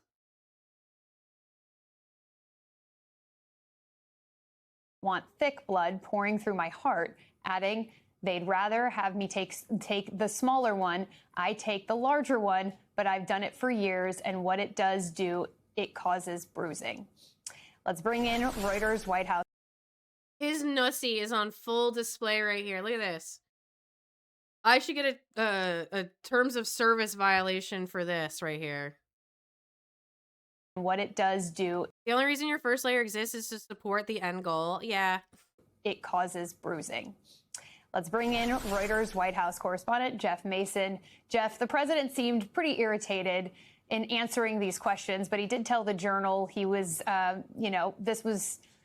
he's in good health, that he's doing okay. What do you think he hopes to gain by addressing these health concerns head on? Well, number one, I think the president doesn't like to talk about his health because he doesn't.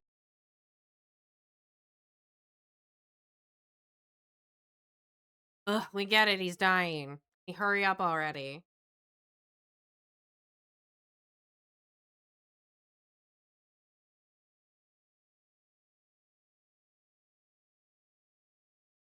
The president is AI. There's sometimes where he posts videos, like especially after Charlie Kirk died, where it looks like AI, where it's just like something doesn't look right. Like I don't know if it's the lighting or like the backdrop, but just something doesn't look right.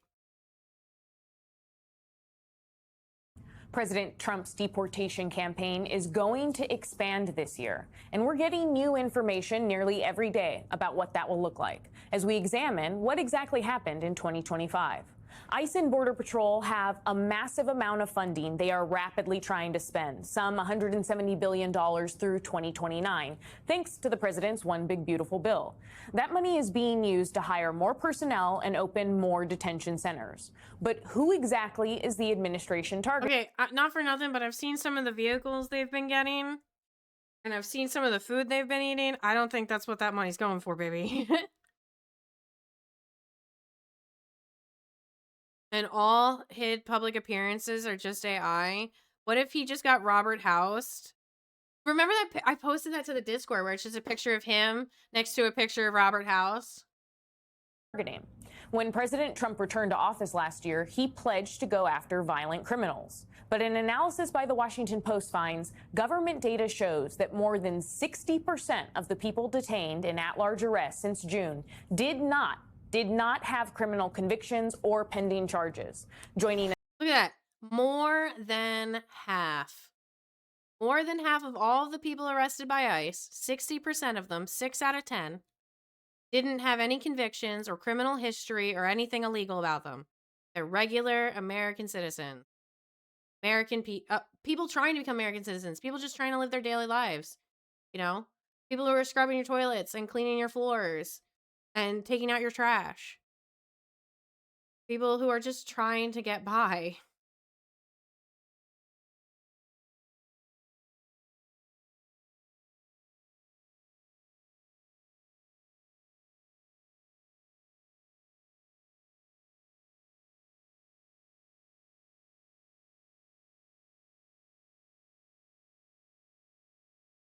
Zohran watch.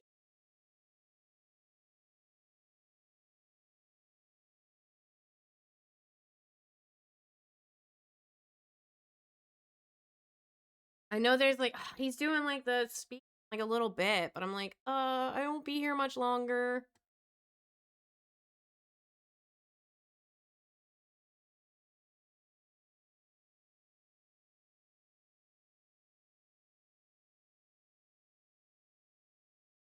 most of it's godsend. For your business. Your business, they came a few days ago, they left a paper, notice of inspection. What's that first? I can look them? Submit the paperwork. Where about you from? From Homeland Security Investigations. Okay. Secondly, we're just here because our agency said that you were given a notice of inspection and that we're just here making sure that you're compliant with and verifying that you're given the documents. Yes, I did that. Yeah, you did that already? That's all great. Oh, God. I hate these fuckers so much.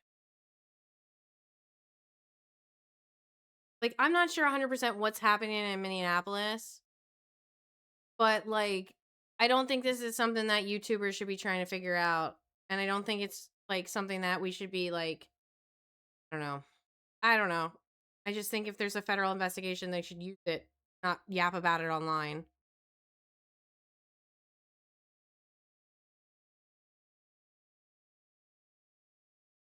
We just need open borders. Yeah, I think there should be a better path to citizenship. And who the fuck cares, like, about borders, you know? Like, we need better lines to citizenship. That will help a lot of things. But instead, capitalism requires immigrants to feed itself because who else will work the cheap labor? All of these have the same picture of Jeffrey Epstein.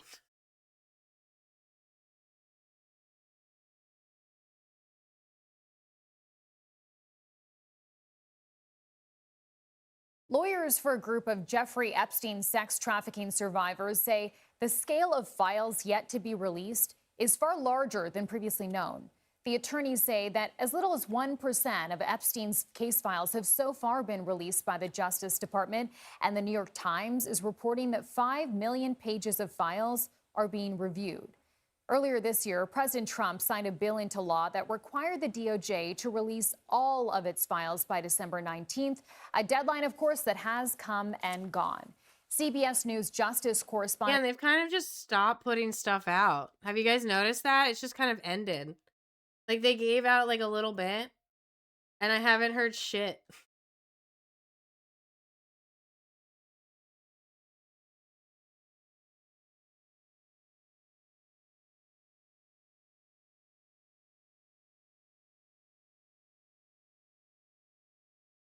All right. I'm going to read into somebody because I do have to get out here. This is my usual time for ending my stream. So we're going to raid out. But please remember to watch the Mamdani speech later. Remember to hold your lawmakers accountable. And I am off Saturdays, so I will be back Sunday. We're getting back to our regular schedule. Sundays, Wednesdays, and Thursdays at night. Mondays, Tuesdays, and Fridays in the morning. Where's my raid button?